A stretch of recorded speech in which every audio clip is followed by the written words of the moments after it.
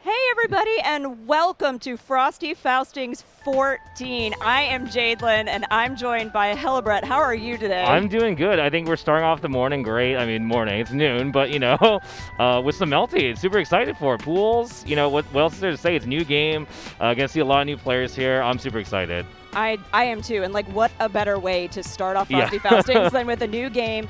Just had 2 new characters added on the 13th. We're going to see some crazy stuff, and we have some huge names in this pool, too. Absolutely. I mean, there's a lot of players. I actually forgot to check the final count, but, like, it's over 500, I think, right? It's a gigantic group of people. It's got one of the biggest groups of registrants in Frosty Faustings, which is so awesome to see because you know you're going to get a lot of talent here. Yeah, I'm ready to be excited and, you know, surprised as well. So I don't know what I'm in store for, but I'm sure it's going to be fun. Yeah, exactly. I know during this block, so this is the A block of pools, we do have one of the sort of stars of the show, I would guess, longtime Melty-Blood player, Scrawtvermillion. Okay, he's in this pool? He is in this pool.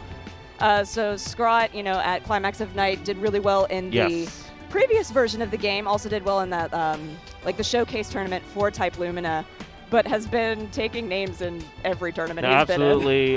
Been loving him repping this game as well and performing just as well as he had in the previous Legacy version. So, yeah, if he's playing today, then I'm certainly going to be taking a look at him. But definitely anyone's game here. So, like, I'm ready to just not know half the people in this bracket and just be surprised every single match. Right. Well, that's like one of the really fun things about getting to commentate pools is like, you're like, who's this guy? I don't know. But then you get to see some really interesting things about the characters that they pull out. Yeah.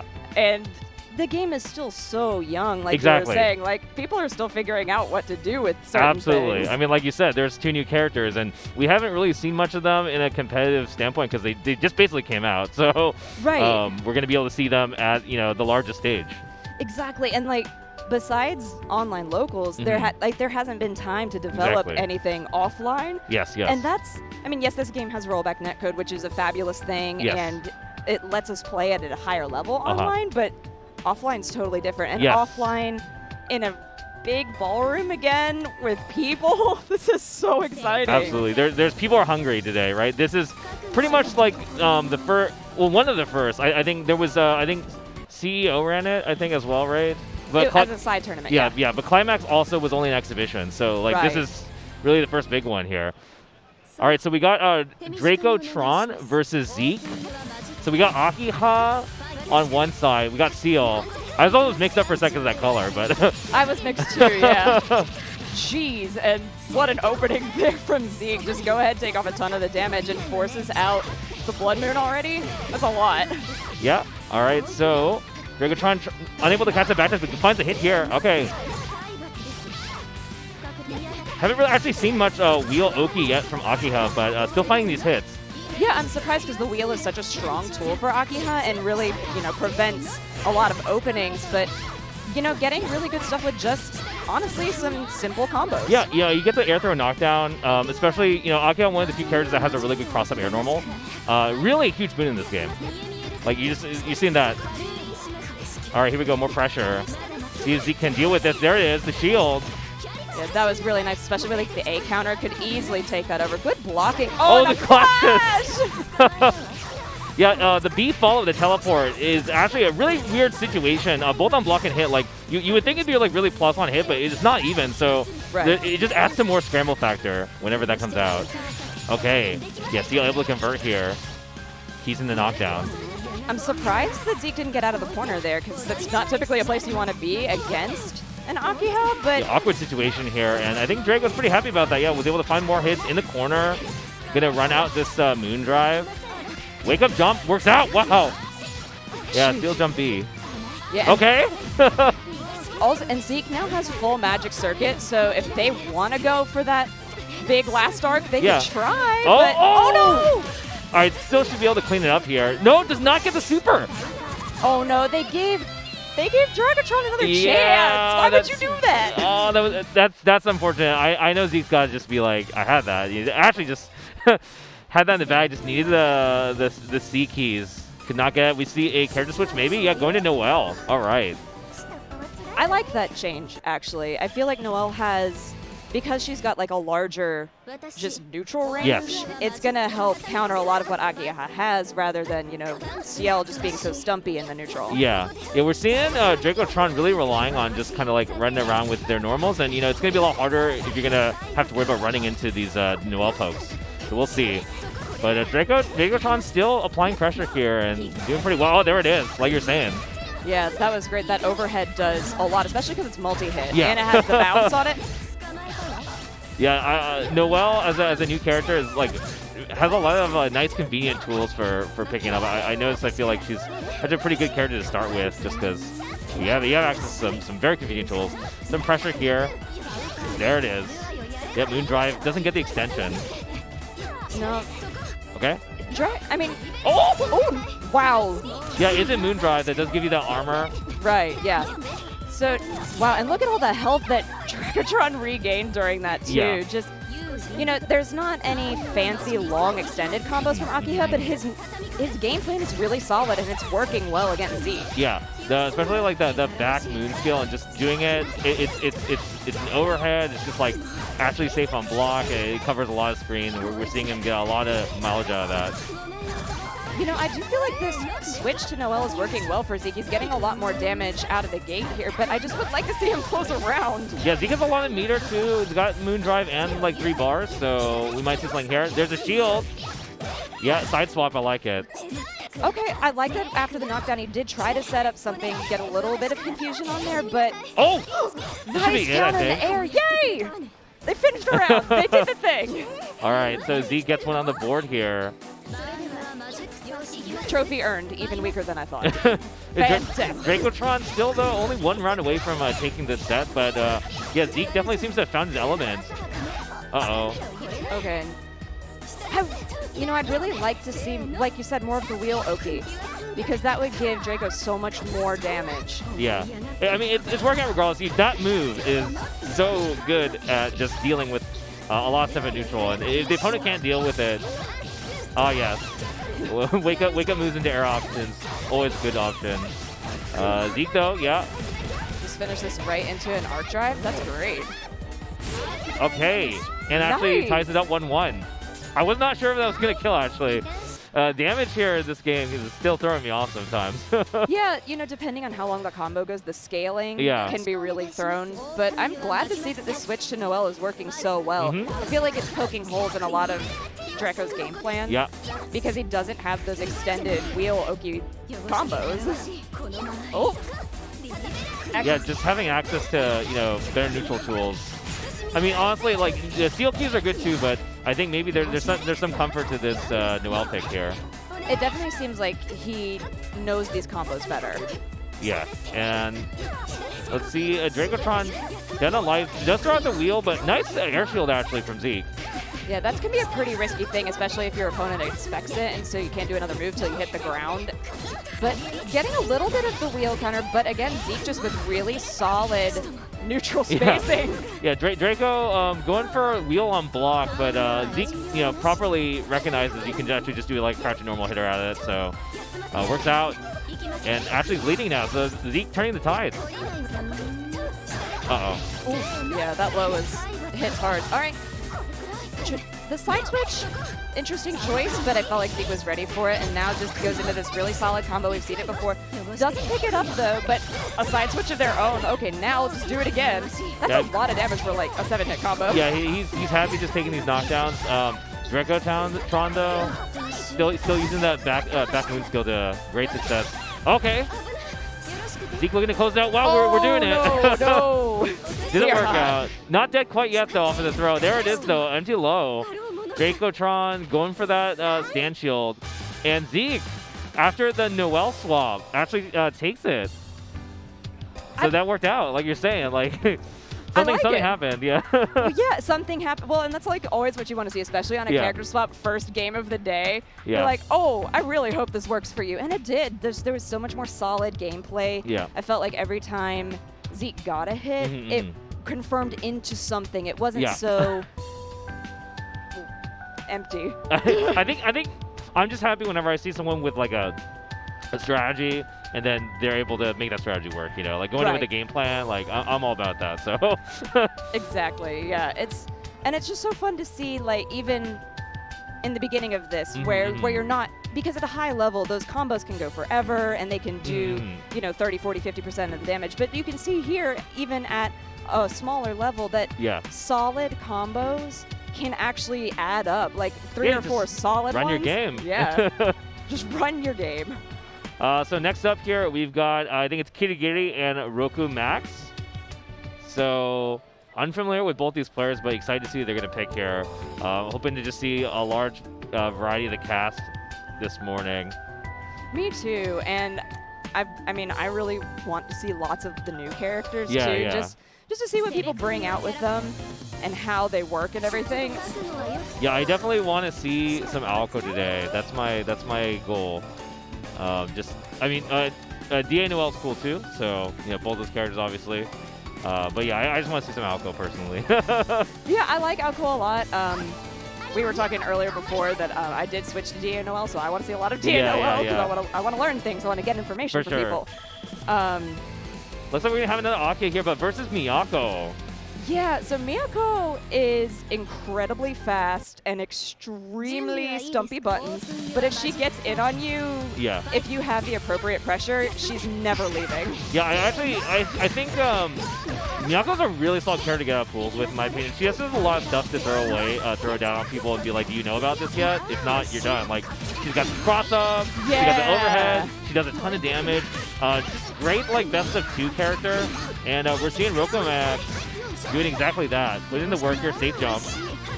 Yeah, the pressure that Miyako can put out is so incredible. Nice block. Oh, tried to come in for the overhead, but it was countered really well with kirigiri there. Yeah, that's actually interesting. Did air dash off of air block, I think, there. And in any case, rockumax, though, unable to close it out. Oh, okay. There we go, yeah. Also, Miyako's DP, even though it starts like it looks low, it's not a low. Yeah. And that can really throw people. All right. Blessed, cross-up air normals. rockumax getting the knockdown here. Safe jump again. There it is, the overhead. Yeah, that will definitely, if you don't know this matchup, you will get hit by that every single time. Oh, okay, block the top. Yeah, that's like one of the low options in case they're trying to like fuzzy stand block the overhead here. Cross up. Yeah, just 2A. Gonna close it out, I think, here. Yeah. That's incredibly solid Miyako gameplay. Yeah, we have not really gotten to see Kirigiri do anything yet. We'll see if they can fight back here, but it's all rockumax right now. Just running his Miyako game. Okay. All right, that's a nice opener. Oh, but they dropped the end of it. That's a shame, because you can end that with a hard knockdown. You may at least get a setup. Nice side swap here from rockumax. Finds a hit. The strong corner game here. Yep, again, overhead. When your opponent's blocking like that, especially if they're crouch blocking, it's a great option. And then the slam into the wall, it gives Miyako so much time to follow up. And she, although she is small, she is mighty, and she does a lot of damage. I mean, comboable throw, too. Like, what's not to love, right? Can actually kill off of this, I think. Yep. All right. rockumax looking clean with Miyako. Yeah, they really, really know their combo routes, and I like the way that they're making such quick decisions to not get, just take kirigiri out of the picture. Oh, and there's the big C side switch. Oh, cross up straight to overhead. Okay, double overhead. God, the wall slam. It hurts your soul. And knockdown. All right. Last chance here. I don't think there's going to be another chance, actually. No. All right. rockumax. Straight 4 rounds in a row. Clean stuff in the fist bump. And he actually, he kind of sided it. He looked like he was actually breathing a sigh of relief there after that. But I don't know. From my perspective, he looked like that was pretty clinical. But it definitely had the look of training room kind of on it. Yeah. I mean, in a longer set, I would have loved to see like more Miyako side switching, because if you're not expecting the side switch, and if you're very fast, you can jab like right in the middle when she's going through you. But a lot of the times you're like, oh, I'll just block high because the first hit looks high, but they're both low, and you can get caught by that a lot. Yeah, between like stomp, staggered other specials, the cross-up and the overhead, there's just a lot to think about, and it's it definitely. I'm a fan of running that character in pools. Like, I think it's a solid way to kind of just run the train. Yeah, well, speaking of running a train, we have a huge name on stage next. We've got dekillsage. All right. Of many different game fame. Yeah. Can't even pick one anymore. It's just like it's dekillsage, right? it's dekillsage. I mean, they're known for so many different games. Yeah, it's like, absolutely. Oh, what are we gonna play? Yeah. Here we go. Versus Jamu. All right. Which I don't know who they play, but I hope they're ready. Yeah. No, absolutely. Like you said, big names here in the pools. A lot of contenders. So definitely eyes on dekillsage here today as well. Looking forward to seeing what he's got for us. It's always exciting when you see somebody who's coming from a different game background and what tools they bring from those games. Yeah. So dekillsage, really well known for, like you said, a lot of different games, but notably Dragon Ball. Yes. So used to playing very long sets, and you have a nice mental stack going into all this sort of thing, and the fortitude is there. Right. And you're used to being on stage as well. And I mean, you can look out in the crowd right now. There's a lot of people for noon right now. Yeah. And if you're not used to like the noise and the crowd, and then you come and you sit down next to somebody like dekillsage, it's like, oh, what am I gonna do? No, absolutely. Looks like we have another Akiha, but with Tono here. So dekillsage running Akiha, or maybe it's a button check. I'm not sure. I haven't had the opportunity to actually watch too much of dekillsage play this game, but it's gonna be interesting, like you're saying, watching people coming from different backgrounds playing this game, because Type Lumina is a game with really strong system mechanics. Shield, okay, Miyako, yeah. That makes a lot of sense. Yeah. So, really strong system mechanics. Shield's so strong, Moondrive, right? So, watching other players, from different games, kind of wrestle with this mechanic has been a pleasure to watch. It has. Oh my god, the same idea of Shield. There's overhead. Yeah. Okay, extension. Oh, but tech's out of it. If dekillsage had stayed right underneath that, he would have been able to start another combo there. But wow. Okay. Yeah, remember wake up air throw here from Jamu. Doesn't work out. dekillsage. Yep. Keeping it simple here. Yeah, just very solid combo mechanics. Yep. Yeah. All right. So that's gonna be the first round here. dekillsage looking pretty clean. There's definitely a lot of feeling the water stuff from both players. Yeah. There isn't. I actually really like the spacing and the jumping from Jamu, but unfortunately right there it did get him caught, and you leave an opening like that for a Miyako, and she's going to be able to take it. Well, you also see dekillsage giving this character a lot of respect. Tono is very scary. Just goes for the DP, though. I respect it, but dekillsage, it's staying in that safe range, slightly outside sweep, just does not want to deal with it. 7 frames 2C in this game, just very scary. Yes, very, very scary. All right, nice. Okay, just end it with the arc drive stomp. I mean, I did actually feel like Jamu was finding openings in but unfortunately didn't get to capitalize on any of it. Jamu definitely playing in a way that looks like he's still confident in a lot of the situations. Look at that. It goes for the charge by Z, but man, dekillsage ready to shield it. Yeah, very, very ready. And of course, when you get an opportunity to counter a combo like that, you just take a ton of health, and there's not much recoverable either. Oh, backdash to try to bait wake-up options, but DP just catches. Okay, here we go. Okay, really solid combo mechanics there. That's nice. Just throw the shield. That's actually really great, and forces dekillsage to go into Blood Moon. All right, just forced to kind of hold this stand shield, but nice. Easy follow-up. But is able to negate most of that arc drive activation, actually. So Jamu down on life, but I was going to say, if you can land a heat or something, actually in a good situation, but dekillsage is a little bit too clutch. dekillsage on pressure. And Jamu with the challenge and extension.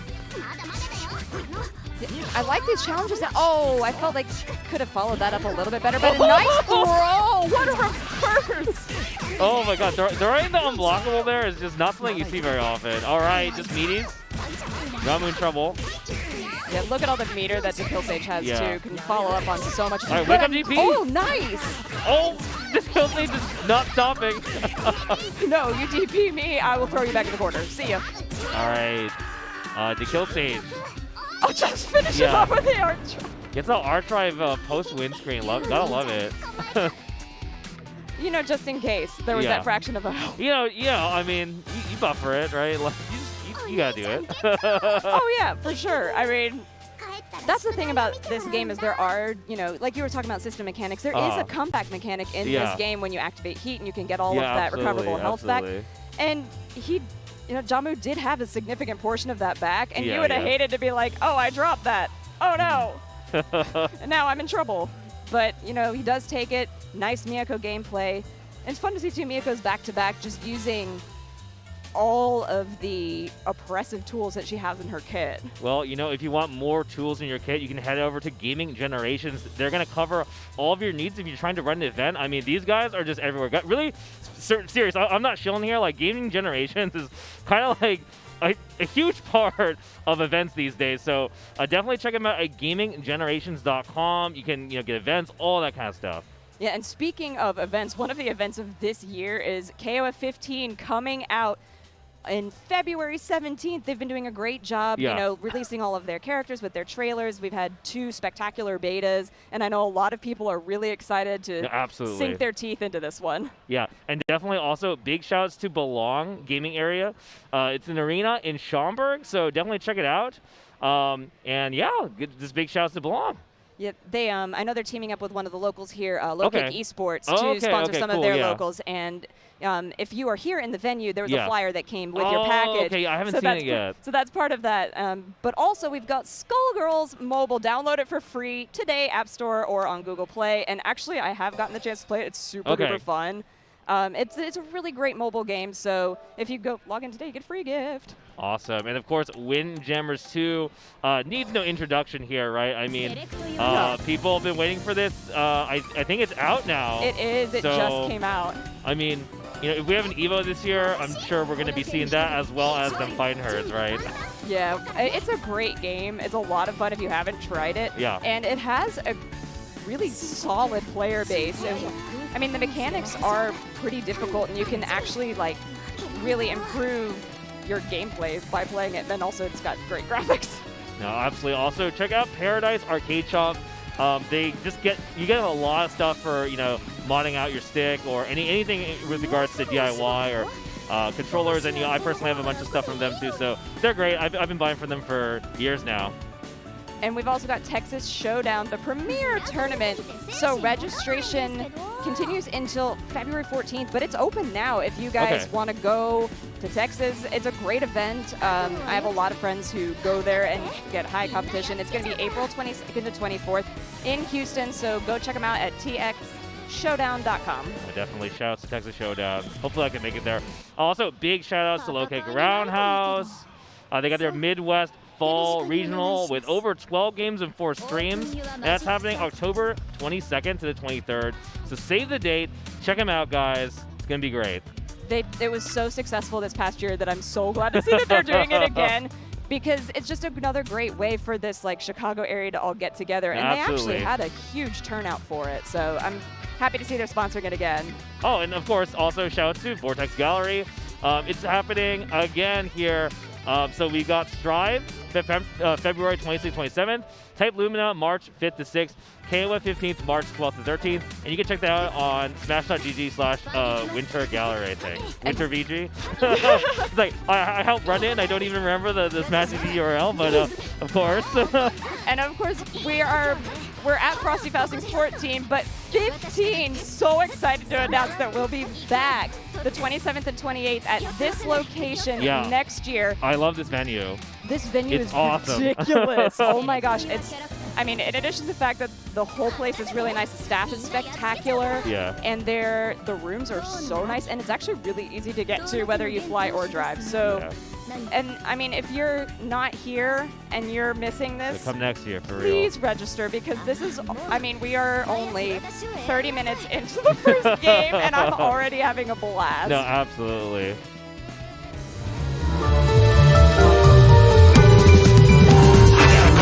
Finish it right now or never. A full throw blow with the mask, I have to sever. Place and time from the full vibes line. Whatever imposes me, I will outshine. I endeavor to outlast whoever will try. Bad weather, the ship will capsize. Apply mad pressure, you will see my ugly side. Cause I'm not going down without a fight. No, I'm not going down without a fight. I'm not going down without a fight. we are... Oh. We are back. We are ready, and we are getting back into more Melty Blood type Lumina action. I'm Jadelyn. I'm here with Brett. What's up, guys? We're just having a really good time. Yeah, no, next up, actually, we got your boy, Ben Shinobi. He's playing in the pool. That guy's a monster. He's like running games, running brackets, entering them too. So I'm super excited to jump straight back into the action here at pool. So this is the first pool of the block. We've been just kind of chatting it up, watching different people, some familiar faces, some unfamiliar. So having a blast so far. It's so much fun to see what everybody is bringing out, and it's funny, with a brand new cast of characters. We've seen like the same 3 characters. Yeah. So we've seen We've seen Akiha like twice in a row, saw Miyako twice, one Tono, one Noel, one Ciel. So still like half of the roster we haven't seen yet, so looking forward to it. But yeah, I think Shinobi plays Arc, I think, so we'll at least be able to take a look at that. Yeah, he's hanging out on the Arc pick right now against an Akiha. Man, Akiha, like we're seeing a lot of Akiha, and I think Akiha is one of the most like divisive characters in the roster, because I feel like in the beginning people were like, oh, she's really bad, and even now it really ping pongs between she's really good, she's really bad. Right. I mean, obviously sometimes in the middle, but she's definitely the character like with the largest highs and the lowest lows as far as how people weigh her as a character. So I think I'm always looking to see what Akiha players are going to do in the bracket to try and cement that opinion one way or another. Yeah, well, it's interesting because earlier on in Type Lumina, like Sonic Fox was playing Akiha and did really, really well with her, going up against Scrawtvermillion actually in the finals of. It was a tournament back in November, I believe. Oh, I can't remember what it was now. It was a really early one. It was very, very early. But I think even after that particular tournament, Sonic Fox was like, I don't want to play this character anymore, and may have switched as well. Honestly, the Akiha feels like a pretty Sonic Fox character, actually. It does. I mean, if we're being honest, yes, it seems like that for sure. But then with Arc, just regular Arc, a lot of people feel like she's not as strong as Red Arc in this cast, but does have different tools than Red Arc and can still do really well. Has very solid damage and has some incredible, like her Arc drive is one of the best in the game. I like Arc a lot. I feel like she's not that common of a character, and so if you're not ready for that character, things just like Eureka, that's actually an overhead, and it's actually pretty hard to see.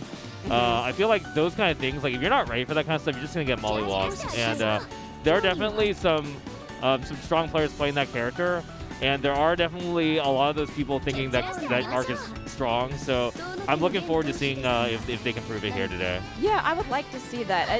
I think that's what I want to get out of this particular tournament is for people to see that there's so much character viability. Yeah, and if that's holding them back from playing the game. Yeah. I think that's one of the things that we talk about so much is like if you like a character, just go play it. Yeah, like, absolutely. Don't let its tier or what people are saying about the tier prevent you from playing something that you really want to do. No, I mean, I think if you can master the system, then you're going to be good regardless of who you're playing in this game because Shield's really strong and there's not so much fancy offense in this game, so just having like a solid grasp of your defensive options can get you very far in this game. Right, exactly. So, I mean, while we're getting ready to get into this, which I think it looks like we're getting close to ready now. Yeah. System mechanics, Shield, just real briefly. Let's go over that in case people are unfamiliar with it. Absolutely. Shield is a frame 1 start, so basically no startup, defensive option. You can buffer it by holding down the D button. You have different follow-ups, some of which give you full combos. So you always have to respect on offense. Like the guy, if you have leave a gap, it can get shielded, right? Right, exactly. All right, there we go. So Shinobi, OG Melty player, even before he was a TO, running this Arc here. So gotta support my boy, but obviously also Mephiston playing Akiha again. We're gonna be seeing what he can show with that character. Right now, the Shinobi really running the train here, loving the Arc. Yeah, it's so incredibly impressive right now, just not leaving Mephiston any chance to get in. Yeah, wow, that was clean. we didn't even get to finish talking about the character before Shinobi took the first round here. Oh! Nice. Some nice pre-round movement, yeah. Like, pre-round movement is something you don't really get to see in very many games these days, so it's like a whole nother skill set. And certainly players with experience in the legacy versions have a real leg up in that battlefield. Exactly. I did like that Mephiston had that the wheel set up on Oki. It actually did some nice things for them. Activates Blood Heat, but no! Shinobi is not going to let you get any chance to use that. Does regain a little bit of health there, though. Yeah, that's the second time, actually, that Mephiston's gone for the Rising JA into air throw conversions. Actually worked out pretty well here. Shinobi, though, I don't think can kill off of this, but it's going to be one touch probably from here. Nice backdash. I like the spacing a lot, and jeez, just charged straight through it. Yeah, no, R can be really impressive on offense, and can create some really awkward situations just because she has a lot of weird visually ambiguous stuff, and like between like the charge moves that can vacuum you and stuff like that, it's really hard to tell if you're not really familiar with the character, like when it's actually your turn. And certainly the Arc players capitalizing on that. There we go. There's that shield. Just the easy air throw knockdown. Okay. And Shinobi gets out instantially anti-air. Yeah, I like the cross through there. That was a really nice option to just get a more spacing on this come out in the neutral. But Mephiston is doing a really nice job coming back until I said that, and now Shinobi said it's my turn. Yeah, Mephiston with a good challenge there. Unfortunately, dropped the conversion, and Shinobi just gonna try and get it again. There's that empty low. Very tricky. Just Mephiston getting hit by that every single time here. Oh, so nice. So another thing about shield that we didn't get a chance to talk about is that if you're low shielding and you get hit by an overhead, you're just stuck, and same in the reverse. Yeah, absolutely. So it's like, it's a really powerful option, but if you get called out, you can just die. It can make this game very volatile if both players are willing to play that way. There's BC follow-up. It does cost Moondrive meter, but full conversion off of it, and it really does save the day. Yeah, and if you get a good follow-up after a BC like that, you're going to be able to get all that drive back anyway. Mephiston actually trying to call out this Oki that Shinobi's running that's not airtight. So I like that Mephiston recognizes that, but unfortunately Shinobi just one step ahead there. Really excellent game plan. It's so... Yep. I mean, it's solid, and, I want to just shout out Shinobi one more time. The TO of Climax of Night. Yeah. Buy a shirt. I bought a shirt. Yeah, buy a shirt, honestly. That's all we got to say. Buy a shirt. Buy a shirt. But really great gameplay from him. Glad to see that he's doing well already in this tournament. Yeah. And that he's going to be moving on through this bracket. Yes, absolutely. So that's Arc down. Who do we got left? We still haven't seen Vlav, Kouma, neither of the maids yet either. Neither of the maids. Neither of the new characters. Roa. Roa, yeah, have not seen Roa. No, Roa's kind of a rare character. I won't be surprised if we don't see him in this pool just because, I don't know, I just don't really see that guy that often. I don't know. I think he's cool. And, yeah, he's got a lot of stuff going on for him, but I guess there's just so many characters in this game that you just get distracted by, whatever tickles your fancy. Exactly. We haven't seen either of the DLC characters yet either. Yeah. Who else have we not seen? Well, we haven't seen Red Arc. We Yeah, saw we one haven't arc, seen not Red the other arc. But yeah, with Roa, I would like to see, because he's so good at being an anti-zoner, and now there's, I mean, there are several good, really strong zoners in the cast, like Vlav, like DA Noel. So it would be interesting to see if, like, somebody counterpicked that. I don't know if there's, like, this early in pools, if there's going to be that level of gameplay, but it'd be really cool to see. Yeah, zoning in this game is really interesting, because the movement in this game, like, in some ways, it's very flexible and snappy, and in other ways, it can be a little sluggish. Like, ground dash startup and braking. If you compare it to like some other games, like, it can definitely catch you off guard. So, like, just trying to the way you move in and deal with zoning, it's pretty interesting. And I feel like it's also pretty different than previous versions of the game. Like I don't know. There's like as someone who's played a good amount of previous Melty. Going into this game, there's definitely like an odd sense that there are some differences, but it's hard to really like pinpoint the source of it. So I find it really fascinating. Okay, so I'm curious, like, as a previous player of the old Melties, what are like? Actually, I really wanted to focus on something that you'd brought up earlier, is the pre-match movement. Oh yeah. And how that really affects the overall gameplay, because that's something we saw Shinobi do, but not really a lot from anybody else. And as somebody who carries over all of that knowledge from before, like, what are some things, especially for newer players, that they can do to improve that? Like, it's pretty matchup based in the sense of, you know, whether you're the character that wants to get in or not. And even then, though, like, so for example, if you're fighting versus like Vlov or something, it's pretty obvious. It's like, oh, I should try and run at him or get close to him. But if it's two characters that are kind of like not drastically asymmetrical in that aspect, then it's less maybe about trying to get close or not get close, but like basically you just want a good situation when the round starts. And everything before that is just like, it doesn't matter, right? Because the game only starts when you actually start the game. So you're basically just trying to jockey with the other person to try and like just put yourself in a good situation, like, you know, start the round as you're falling on them or be underneath them when they're in an odd angle. And I think one of the biggest things that has to tie into movement in this game is the fact that not very many characters have cross-up air normals with big hitboxes. Like, there's obvious examples like Miyako and Akiha who have, like, you know, normals that hit on both sides. And in that case, like, if you're coming down on them, you're in a pretty good spot.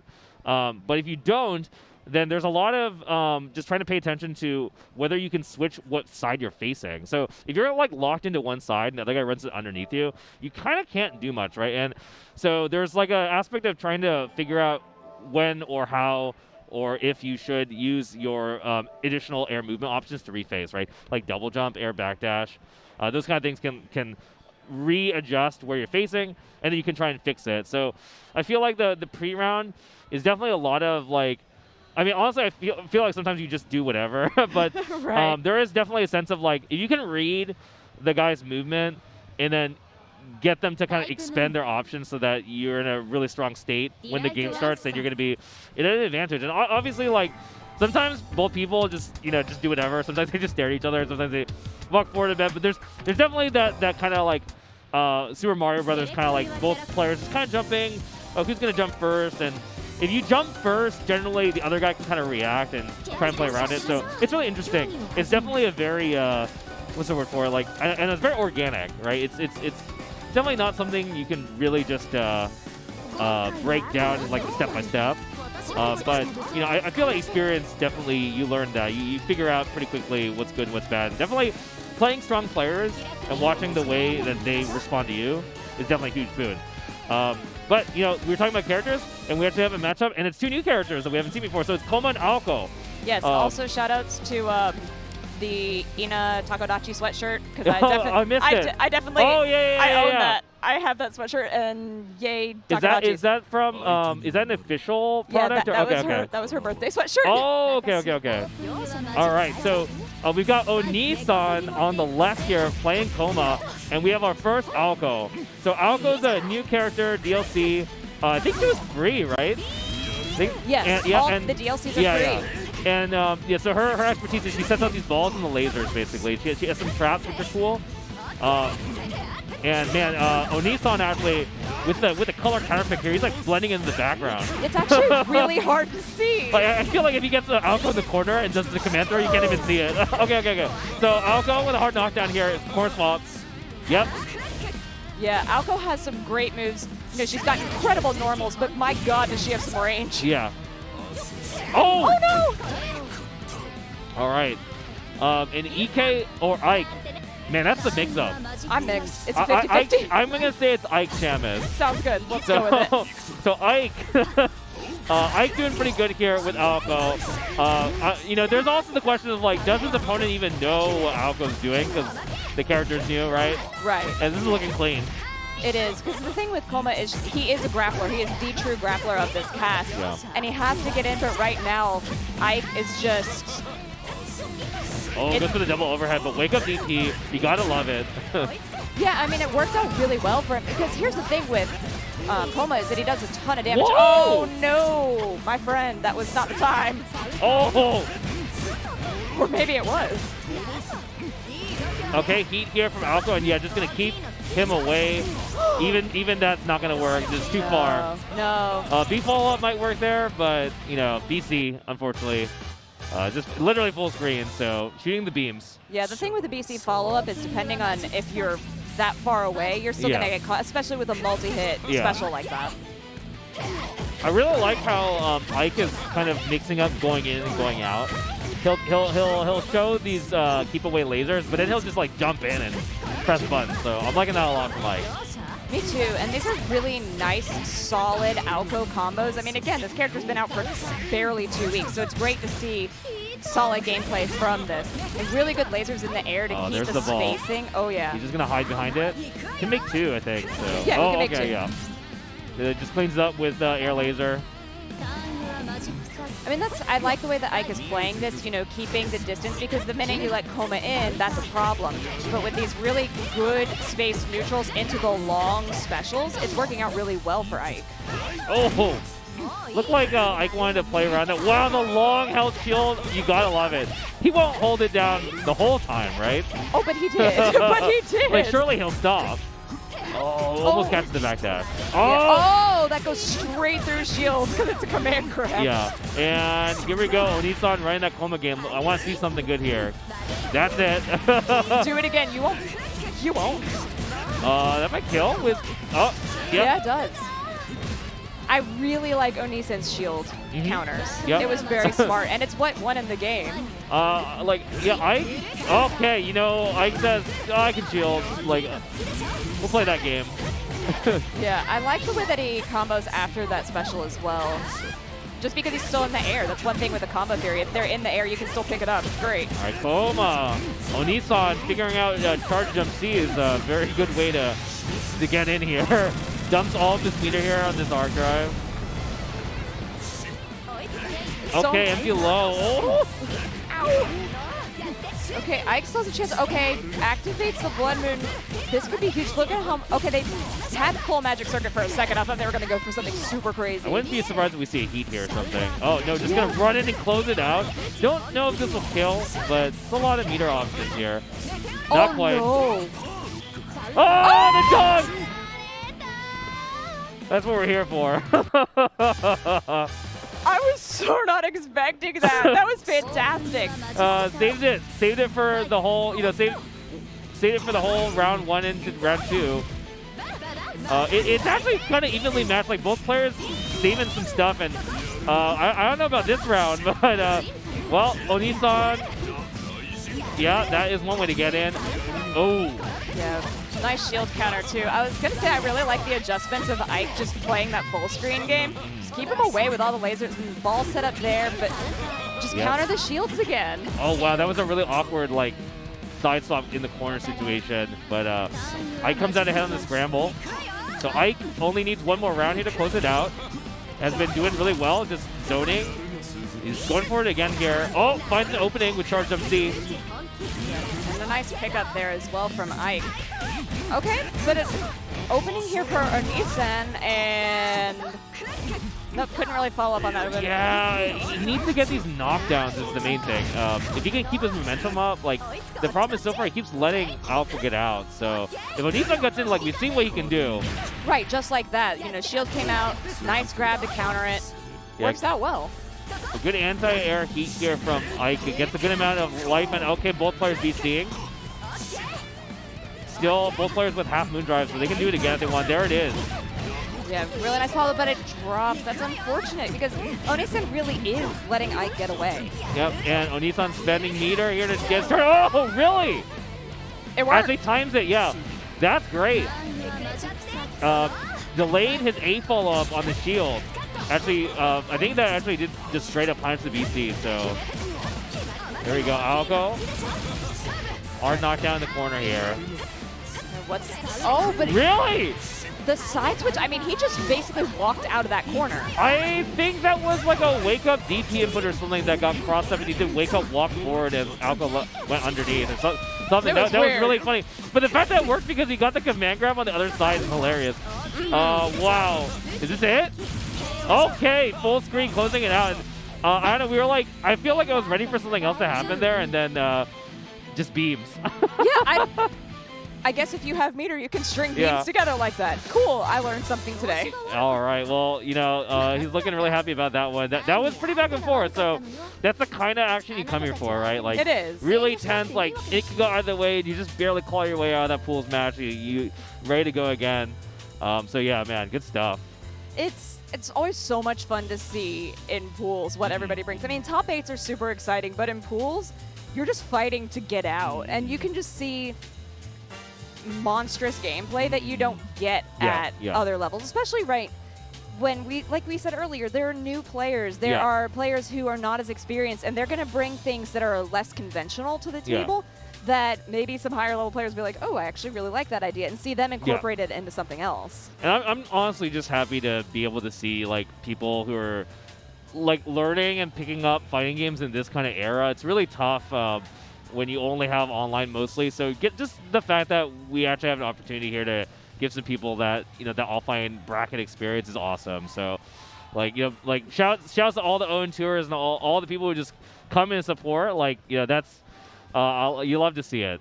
You do. Now, speaking of love to see it, this is Raiden versus Shykin, and Raiden, long-time in-person competitor. I know them primarily from BB Tag, commentated a lot of their matches, very high-level player. Awesome. So really glad to see them competing in more than just that game this weekend. Against Shykin, which I don't know who this person is. Yeah, we're going to find out, but looking forward to it. I enjoyed that Kouma match, so I hope we get to see more Koumas. I see a highlight over Kouma, so, fingers crossed. I love that guy. So he's so much fun to watch, especially, I mean, he's not, as somebody who doesn't like playing against grapplers, he's not fun to play into. He's very, I mean, that's like the advantage of being in the commentary booth is you just get to enjoy when people suffer through having to fight these, like, aggravating characters. But we have a Kohaku. Yes! And we have a Red Arc, so we're here with the character diversity. Kohaku, although I don't play her, is like my favorite character in the cast. Yeah. She's just so fun, and you can't get mad at her when you get beat up by her because she's so silly. Yeah, no, Kohaku, best girl, and Red Arc, respectable candidate as well. So Red Arc Kohaku is going to be a fun one here. If we see kind of like, we're going to see whether the Red Arc is just going to try and be obnoxious with fireballs and how Kohaku's going to have to deal with that. Okay. Just cannonballing in here. Yep, we shielding those. Okay, but no follow-up from it, which actually was pretty smart based on the spacing. But Raiden does go ahead and get in there with Red Arc. Doesn't finish the combo, though, and gives Shykin an opportunity. Oh, nice. The bounce didn't get picked up, though, and that's actually kind of huge. Try it again. Gets it this there time, we go. Ends in super. Gives a really situation for Kohaku because he gets to put a plant up and drops the plant input, I think. Yeah, that's definitely what that was supposed to be. Oh, jump C. Okay, delayed VC follow-up there. Gets the corner combo, too. Really nice decision-making. Yeah, and I like the decision to end that. Oh, really? Heat for heat, and then the activation? Are you serious? Wait. What? Oh, my God. What in the world? There was so much that just happened. Probably my favorite moment so far. Absolutely. This is still so back and forth. Okay, yeah, gets hit by the cross-up. Did clutch it out. So in that, 5 seconds, there was Magic Circuit for Magic Circuit, and then to counter it, Kohaku used the Blood Meter too. Yeah, he saw a heat and heated back, and then did meaty ABCD, and then stand shield long held to actually beat it. All right, well, Raiden here. Oh, well, wake up throw. Oh, wait. Well, I was going to say wake up forward dash throw, but I forgot that in this game when you throw, you actually auto run at them. So, right. Oh! Deep follow-up, presses buttons afterwards. Oh, does get caught by the first hit of the EX special there, but not the rest of it. And now it's Raiden's turn. Cancels into the blood drive. So excellent job there. Okay, Oh, Moon Drive to see something again. Stand throw, works out. Tries to go for meaty, but the armor on drive, when the opponent is in Moon Drive, gotta respect the wake-up option. this is actually a lot more scrambly than I thought it was going to be. I mean, Kohaku kind of Kohaku jumps in. Oh my God! Tried to be tricky here, but jump C. More pressure in the corner. Stand shield to teleport? This is ridiculous. Oh my gosh. Oh no! The jump back, just projectiles is the only. Woo! Yeah, the jump back projectile is just great to throw out. And it's just one of those moves that you just you can cross your fingers and just hope that they run into it. And if they do, you're really happy about it. Air shield for the anti-air. But the buffer JD response there didn't work out. Is that just actually easy? So I don't believe he missed it twice in a row. No. So he's actually just frame killing with 5B. Doesn't want to do plant Oki, just says, well, you know what, if you were going to wake up shield anyways, then I'll just guess on the high-low anyways. There's definitely a lot of merit to that. Okay, overhead. Yeah. That charged overhead is so hard to counter, and especially when you're stuck in the corner. That's a lot of damage. Yeah, clean stuff here from Raiden. And doesn't wake up Moondrive. Blocks the double overhead, though. Nice stuff from Raiden on defense. Yeah, he's just holding it. Respecting Moondrive, I like it a lot. We didn't see it, but Kohaku's Moon skill, the forward one, the multi-slash one, is really fast and unblockable, so it is very hard to do anything against that, so he definitely was just kind of respecting that, just stand still, waiting for it to run out. Catches him, though, with the misfiner. 5B again, yep. Goes below. Okay. Oh! Nice literal sweep to keep them. Yeah, that's like the first time we can say sweep and it's actually literal, right? I know, I love it. It's so great. It's a commentator's dream. Oh, but a huge catch out here from Raiden. Oh, where are you going? Nowhere. Oh, but the activation for activation, these guys are so good about doing that right now. Yeah, if you see an opponent moon driving, honestly, like activating yourself can be pretty solid. Nice conversion here. Yeah, ow, that hurts. And the fist bump, very clean. And I kind of wish I could watch more of that. That was very entertaining. A lot of stuff going on there. I like it when you get to see that back and forth so much, because then you're just seeing real counterplay. Yeah. And it's fun to watch the players just figure out what the other one is doing and then be like, oh god, I have to adjust on the fly if I actually want to try and win this. So there were so many adjustments. I love when it was the heat for heat and then Moondrive for Moondrive. Especially because with the Moondrive, you can, cancel into other specials and things like that, extend your combos, or just stop the clock and you have like a literal second to figure out what you're trying to do. Yeah, this game really allows for a lot of funny interactions, and it's definitely a commentator's treat. It is. It's so much fun. And I mean, again, if you guys want to pick up the game, it's available on multiple platforms. It does have rollback netcode. Yeah. So, yeah, I mean, that's a big selling point these days. Absolutely. Got to mention it, right? Oh yeah, and I think I'm just happy we're kind of finally in that time period where devs are saying, oh, this is pretty important, I guess. Like, I guess. Yeah. Yeah. Well, I mean, it's nice that we do get to be in person and have this and get to experience offline. It's so fun. So next up here, we got Shinobi versus FearPig. So you guys watched Shinobi earlier, running that arc. Haven't seen FearPig on stream yet, but looking forward to see what they got.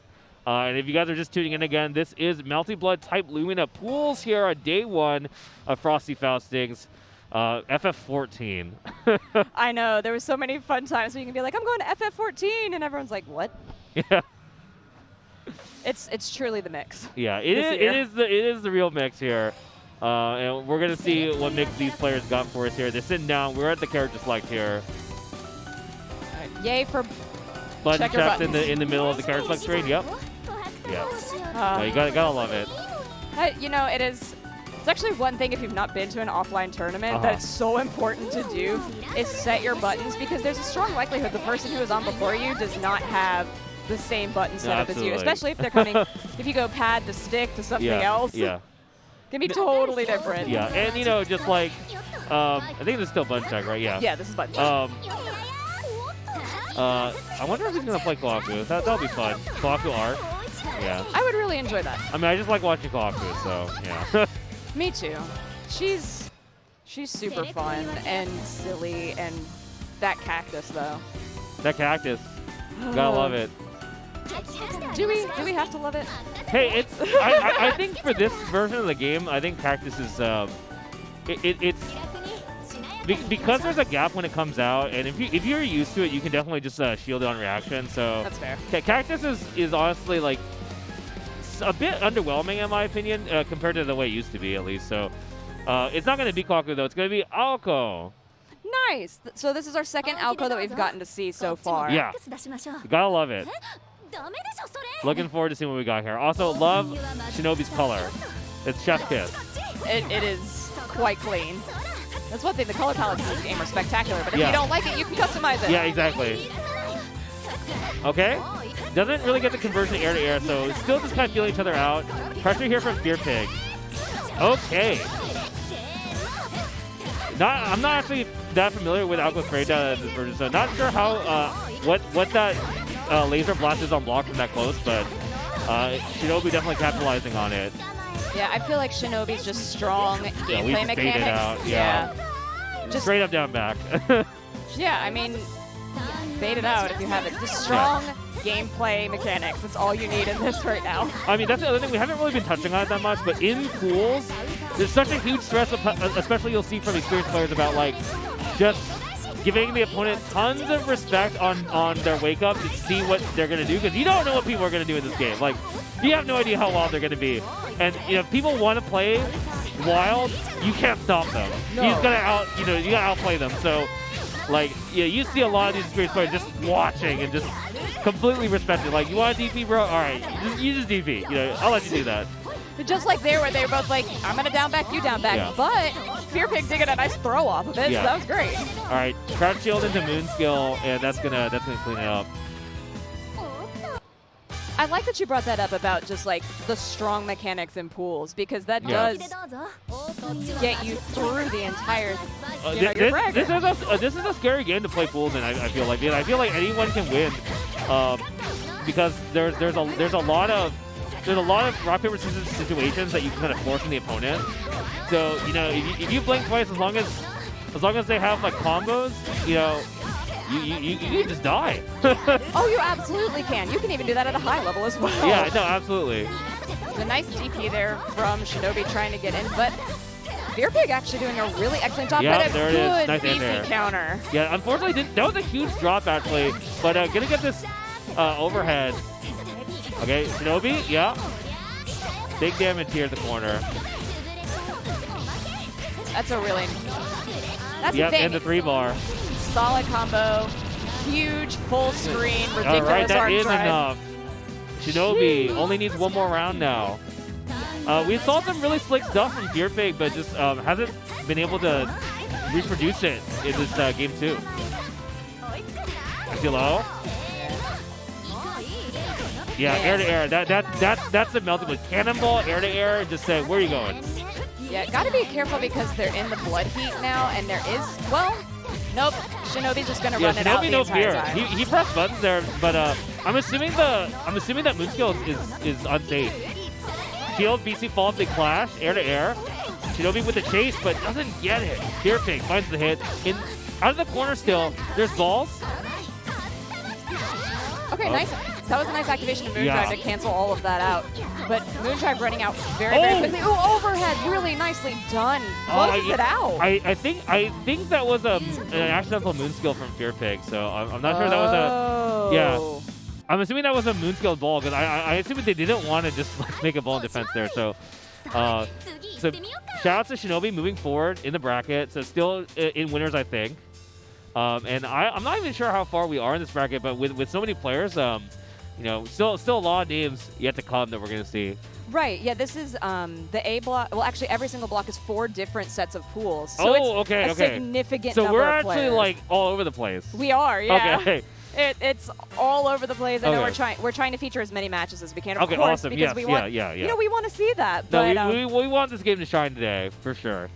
I mean, it's fun to look out into the audience and just be like, wow, that's a lot of people playing pools. Because there's actually, I believe there's at least 4, gigantic tables of people just trying to play through these pools and run it. And shout outs to all of the bracket runners who are making this run as smoothly as physically possible, because it's hard to do. It's very hard to do. Yeah, no, definitely a lot of people behind the scenes here putting in work. So definitely, if you can, support any way you can, because it really makes a difference. And yeah, there's just countless people who go unnamed here just putting the work, and all these local people coming out to help support too. Just gotta love it. And so we have Sadaam HugeGainz, who we actually know who that is. Okay.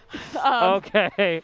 Yeah, goes by several different names. Joya Biden is also a name. I thought he was Joya Biden today. Because he's Joya Biden on the commentary sheet. He is Joya Biden on the commentary. So, very well-known player against a fantastic cosplayer, Death by Senpai. Yeah, love the cosplay. So Dom HugeGainz, and I'm gonna try and put in the effort to use his proper name here, but most commonly goes by Red Blade. Right. Extremely dominant French-bred player for Under Night. Is when won probably the most under-night tournaments in America of any player. So had a really spectacular Gordeau cosplay at Climax. No, of Night. absolutely, dude. It was so good. Yeah, that guy, he's flexing, and you just gotta love it. It's like he's coming out of this pandemic strong. Literally and figuratively. Yeah, it's amazing. And so yeah, so Sadaam HugeGainz gonna be playing against Death by Senpai, who I'm assuming is gonna play Hisui, but I would hope so with that fabulous Hisui cosplay. yeah. Well, I don't want to jinx it because I've definitely seen that not play out, but you know, I love it. I also love that it's like the color palette as well that they're going for. Oh, connect your controller. Desync your controllers. We're still in the age of desync your controllers. Yeah. Do you know how PS5 has been going as far as like controllers go? Because I mean I don't have a PS5. I don't either. I haven't really seen tournaments running on PS5 yet, but like, you know, eventually. Well, I don't know how that works yet. Again, don't have a PS5. I'm hoping it'll be a while because hey, we're still on PS3s. We haven't phased PS3s out for some tournaments yet, right? So this is true. Hopefully we'll be on PS4 for a while. Fingers crossed. Yeah, it's nice to have some sort of tournament standard, make things a little bit easier. Yeah. All right, just getting all set up here. But waiting. yeah, so Sadaam HugeGainz. Last I checked, at least he's playing Arc. Okay. So we saw a good amount of Arc from Shinobi. We'll be seeing a lot from Red Blade, I believe. And he definitely also is one of the notable Arc players. Yes, absolutely. But who knows? That was last time I checked, so anything can happen in this game. Yeah, and that's the nice thing about it is that because it is so new, it is so volatile that people can make character switches. Yeah, you want to swap to a different character? Go for it, man. Like, you know, that's all you. It looks like it is going to be, and they're going straight into it here. You can tell by the movement. Yeah. Oh, never mind. Maybe? Wait, I can't tell. I don't know either. Okay, never mind. I think this is a button check. It's a button check. Because like they were moving around start like it was a real match, and I was like, oh, okay, we're going into it. No. And then they just started doing random stuff, and I was like, oh. Yeah, that pre-round movement was just really questionable. I was like, I don't know if it's real. All right. Are you gonna rock, paper, scissors for the stage? I don't know. Oh, they are discussing stage selection, yeah. Ah. But these are their characters, though. That's good. Yeah, yeah. So it's Hisui. Hisui's, We're on the good timeline here. Yeah, so good character. I mean, most notable for her use in mates of pairs being incredibly strong, but does have some really good tools on her own. Yeah. There's an interesting thing. Oh. I'll talk about it later, but very nice crush on that crowd shield here from Sadaam HugeGainz. I can't with that name. Yes. That's fantastic. And the knockdown.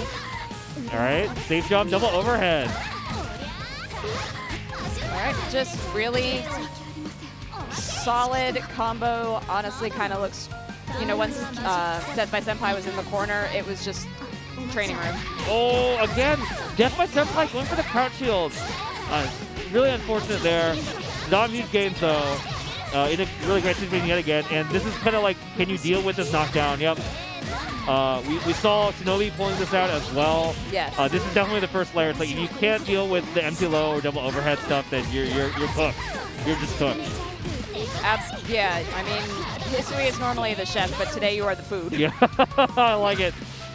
So Death by Senpai, unfortunately, getting taken out really fast in the first round. Had so much meter too, and Moondrive didn't really get a chance to use the resources.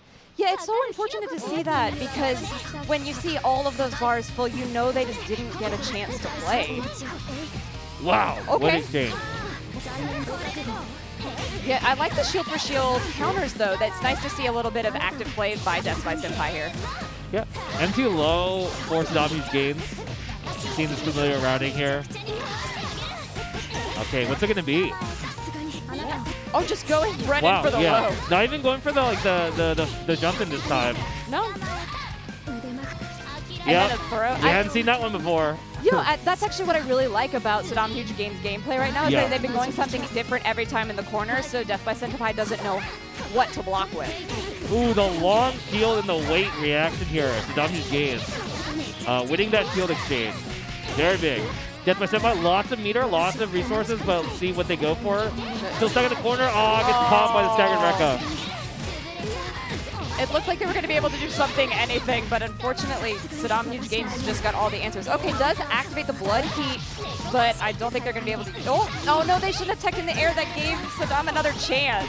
Yeah, it's unfortunate. Air teching in this game can be very dangerous. Lots of options. There's a DP from Sadaam HugeGainz. Wake up throw. Oh, sets up the bento, but other side. Okay, this does give Death by Senpai an opportunity here. Yeah, man, Hisui's the air movement actually can create some really good situations, but oh, there it is. The Rekka. Scary.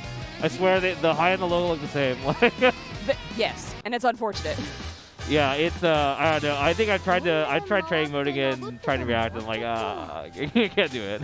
You know, I feel like in a longer set, Death by Senpai would have been able to figure some more things out, because we started seeing some counterplay towards the end of that, but in a first to two situation, you just don't get that opportunity. It's so fast, and Melty is such a fast game anyway. Yeah, and you know, I mean, their opponent was Sadaam HugeGainz, who's got a ton of tournament experience, very comfortable in a lot of games, and definitely looking very comfortable in this one too. So for sure, I mean, just solid mechanics, great combos, and was able, like we pointed out during the match, just was able in that corner situation to mix so effectively with the overhead and then the lows, and then just going in for a grab when it wasn't working. It was really nice to see that. Very refreshing. Yeah, I'm sure we're gonna see more of him later on. So, you know, a lot of the familiar faces we've seen so far definitely performing up to expectations. So that's a good thing. You know, just happy to see the people who are hungry really just, you know, keeping their competitive spirit on. Because, you know, like, I don't know, for me at least, it's really easy to get kind of lazy. You know, so right. So I'm happy to see other people put in the work, because I'm not. So well, speaking of people who are putting in the work, this is another huge name, Scrawtvermillion, well known in the previous Melty Blood for their Shion play. I'm a big fan. I mean, I cosplay. That's what a lot of people know me for. But versus rockumax, don't know who they play. Oh, we watched rockumax earlier. Rockumax was playing Miyako, if I recall. That's right. But, I mean, Scrawt, incredibly strong mechanical player. And playing Hisui in this one. Yeah. Because there is no Shion. Yeah. So it's going to be, Miyako, Hisui. It should be a fun one. I'm looking forward to seeing, like, how Scrawt plays against Miyako. And, you know, he's not, there's no character he's unfamiliar with here, so you know, it's definitely going to be a bit of an uphill battle for rockumax, I think, just having watched him play before, but we're going to see how it plays out in tournament. Here we go. I like the air-to-air counter, just Scrawt showing that he's already ready for it. Yeah, you like these rising J8s here from Scrawt, just already looking for these this airplay. Gets one conversion, very clean. God, the ladle combos are so disgusting. Yep. Very conservative here from Scrawt, just playing around, has no idea what his opponent wants to do, so really wait and see here, very, very effective. All right, lays it down. Made the entire table, too. Double, triple. Good defense here, though, from rockumax, but went for the low. It's really interesting seeing Scrawt play back to back with our previous Hisui player, because now you can really see what the character is capable of. Yeah. Get them with the table. And yeah, clean stuff from Scrawt, starting our set off with a perfect here. Hisui just has a lot of ways to make things feel really uncomfortable on defense for you. Like the way she places down projectiles and just her air movement with her air dash arc and her normals, just all create this uncomfortable situation like this. Ugh. Oh, yeah. Yeah. Thought it was a cross-up. Got same-sided there. Scrawt. Doesn't have any meter, but does have Moondrive still. But just, happy just landing these clean hits.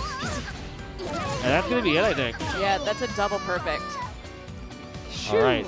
The double perfect here from Scrawt, looking really clean. And rockumax. I mean, they're both giggling right now. Yeah. This is where you kind of expect to maybe see some wake-up shield action.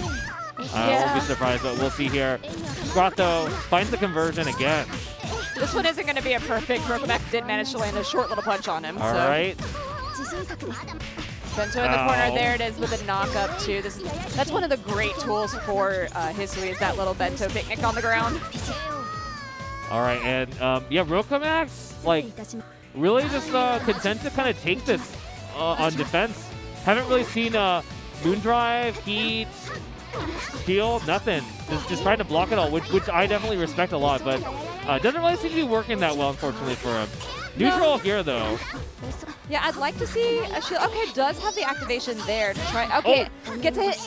Oh, wasn't able to convert off of it, and Scrawt just takes it all the way back to the corner. Yeah, was a huge hit, though. I got that counter hit jump C, so could have been huge, but there's the boot scout. Yeah, Scrawt's so ready for it. Oh, my gosh. It was like only a matter of time. Only a matter of time before we saw some kind of shield or Moondrive, and yeah, Scrawt was very ready. Spends meter to extend. Yeah, very awkward. Oh, goes for the throw, but a little too early. So Blood Heat comes out, but Scrawt finds a hit anyways, and unfortunately it's not going to really matter. There is a little bit here, but I think Scrawt was playing it safe with well, actually, I wonder if Waco Archer would actually clock forward air dash there. I'm not sure. I don't think so, but all right. Very clean stuff from Scrawt, so, you know, that's Scrawt looking chill, you know. Yeah, he's vibing. Oh, yeah. I mean, just in his element, ready to go. Yeah. It was so incredibly clean. Yeah, clean stuff. That might be. I'm assuming that's winner. So so rockumax still has an opportunity to try and get out of the losers. I think it's 3 out today, right? I mean, it's Midwest, so I'm just gonna assume it's 3 out. I believe so. Right. So you know, might be seeing more of them in the lower bracket for sure. But still a lot of players. I'm sure that crowd out there is looking insane right now. Yeah. As people are gathering in to play Melty. It's so crazy. I mean, and Melty pools go on, I think, all the way to 10 o'clock tonight. Oh, God. I mean, my pool is at 4. I know that there are people who have 6 o'clock pools, 8 o'clock pools. I mean, we're out here sometimes at Frosty. You have 10, 10:30 pools. It happens. Luckily, I don't think there are any 8 a.m. pools. Yeah, we're starting blessedly reasonable today. Yes. Honestly, quite impressive considering that this is a 2-day event, which is honestly kind of insane. I'm going to be real. Like, the fact that Frosty is so huge and we're still able to do this stuff and wrap it up in 2 days is insane to me. Well, and not just that, that we are able to feature so many top 8s, but give them the time and the space that they deserve on Saturday. I mean, it used to be, I remember, gosh, in 2018, we were running 4 top 8s at the exact same time and all in the same block. And now, you know, we have them a little bit more spaced out. We're going to be ending, of course, we're going to be ending with Guilty Gear Strive on Saturday. Yep. But Melty will be one of the second top 8s before that. Yes. So I believe that is in the 6 o'clock spot. Yeah, okay.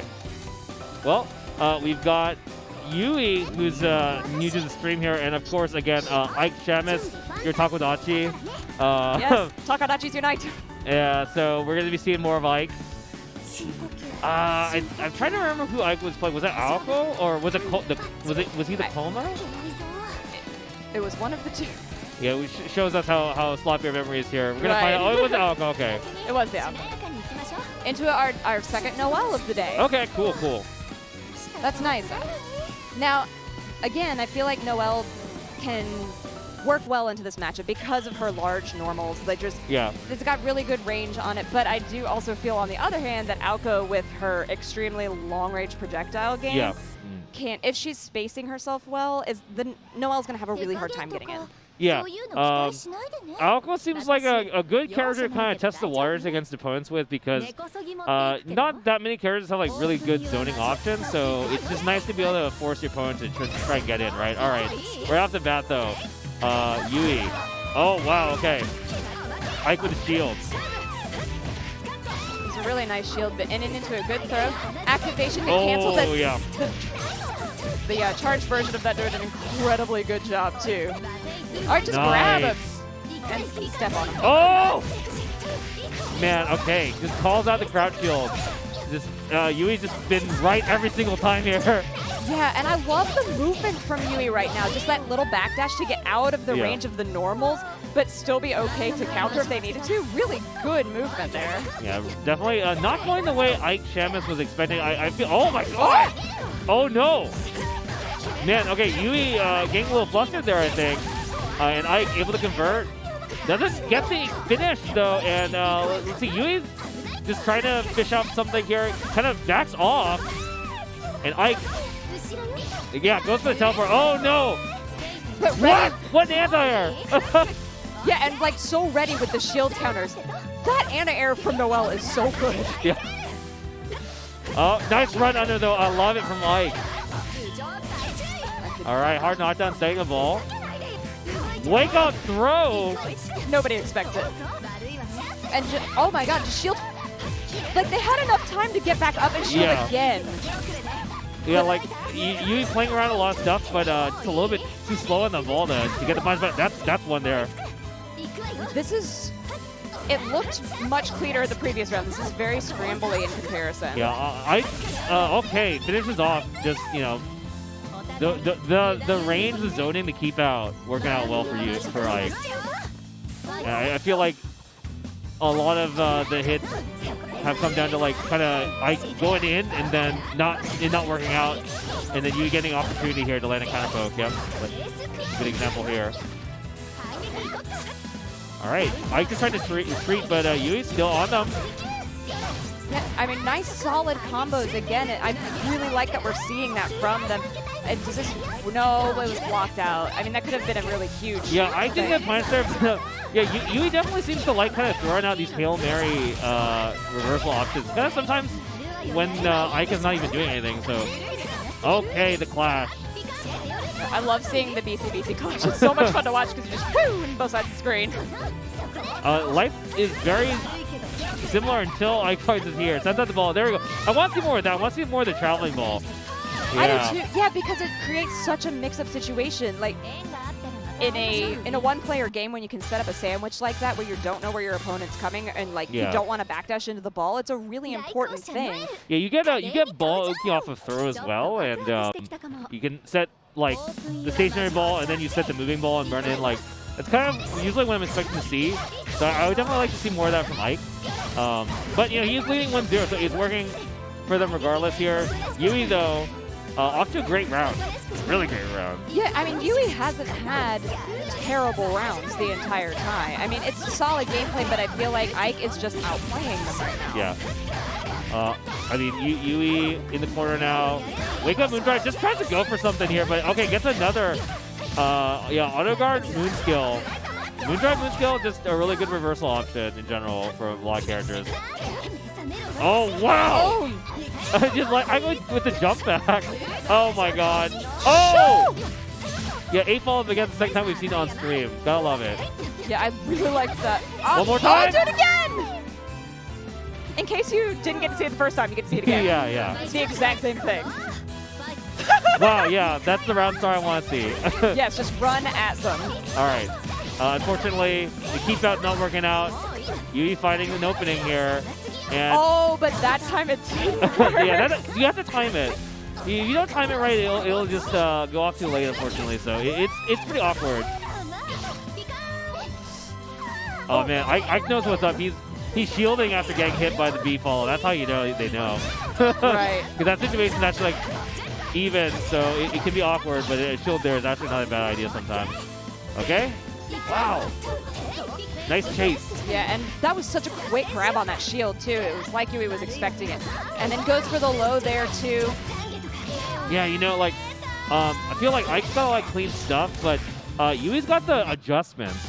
If you look, compare game 1 to this game 2, like, there's still a lot of rough around the edges, a lot of scrambles, but Yui's definitely, I think, I see a little more adjustment from Yui so far this set.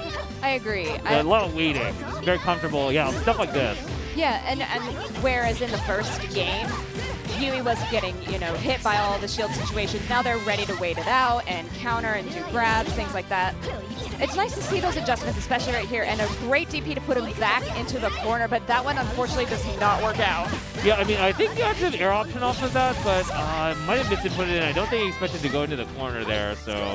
Oh, yeah. Yeah, because I think even on block, you get that jump action. We got pushed back from the heat activation, which was... Oh! Counter? Oh my god, and just go ahead and counter the shield with the grab. That's been working out so well for Yui this round. I like the heat from Yui there, actually, after Moondrive. Just, I don't know what's happening, but I'm just going to heat here. Spends the meter to keep out, jumps back in. Big shield, though. BC follow-up here from Ike. Gave the damage on the knockdown. This is exactly what he wants here. Yeah, but Ike is unfortunately out of all sorts of the meter. There's no nothing. And did not do a meaty, and Yui just calling it out with Wake Up 5A. This could be it here. Yui looking like... Oh my god! Very dangerous, actually. Didn't get counter hit on that follow-up. Yeah, that was really smart to shield the projectile there, but... And now Ike just... Oh no, just the air throw? I was going to compliment how they were staying away. And a tech? Oh! Wow. Actually a nail biter. It really was. It came down to the last second. All right, yeah. Oh my god! What is this throw game? Oh! Oh, shit. Did he just go for it again a third time? Yeah, I don't know what's going on, but you know, this just reminds me of a thing from a friend. It's not about winning; it's about proving a point. And there's a point to be proved. Yeah, there's a point to be proven. What is this? I don't know, but I really think he's gone for that. Wait, if he's broken, he broke him through. Oh, yeah. Oh my god, in the wake up TP. It's been wake up TP or run. Oh no. If he loses this round because of this, I don't know what to say, but I don't know what to say if he wins it either. I don't know. Okay, there's TP again. Oh! Counter. I really do think he's going to go up with the grab again. Oh! Oh, finds the hit there! He goes for a throw, I swear to God. Okay, he gets the hit. Well, I mean, did you guys see that? Were you guys watching that? He really did do run-up throw. Is this real life? I mean, if it works, it works, I guess. I just can't tell if that was straight memeing or not. That's the thing, though, is that it works so many times, and it's like, oh, first time, shame on you. Second, third, 12th time, shame on me still? I don't know. All I know is I had fun. I did too. That was so much fun to watch. And that's the great part about this game. No, absolutely. Is that you can have crazy things like that happen during it.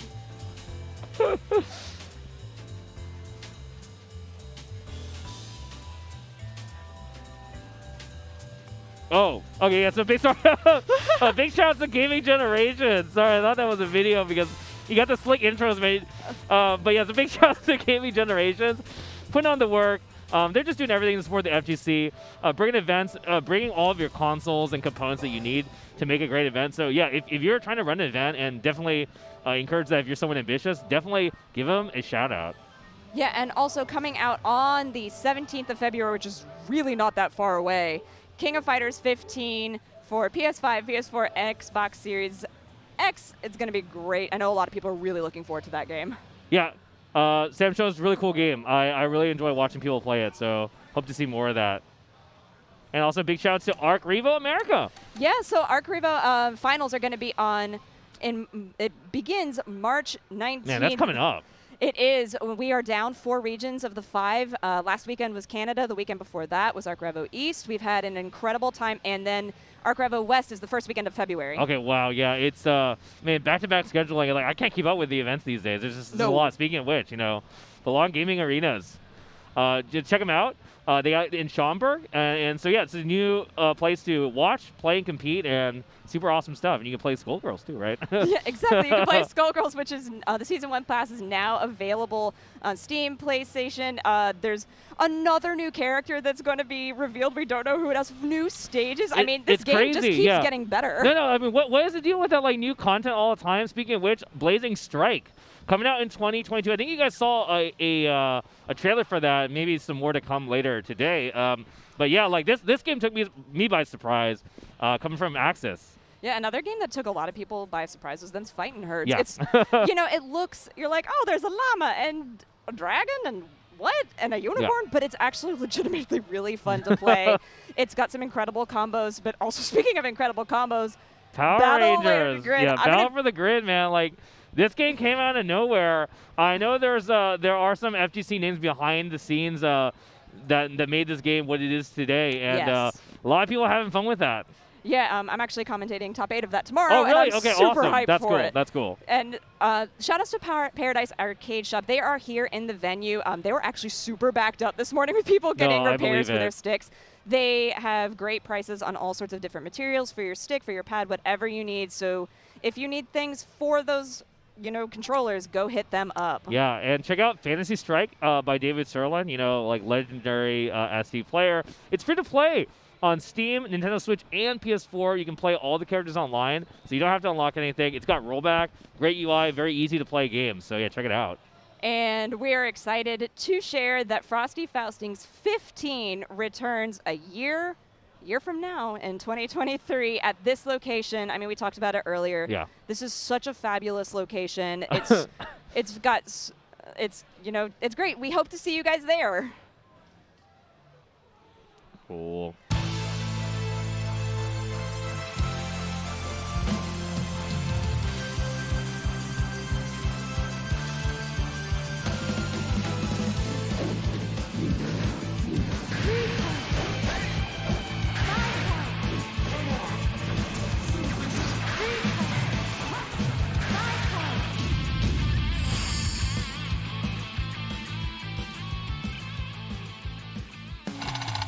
I've been waiting forever for this! Umbrella!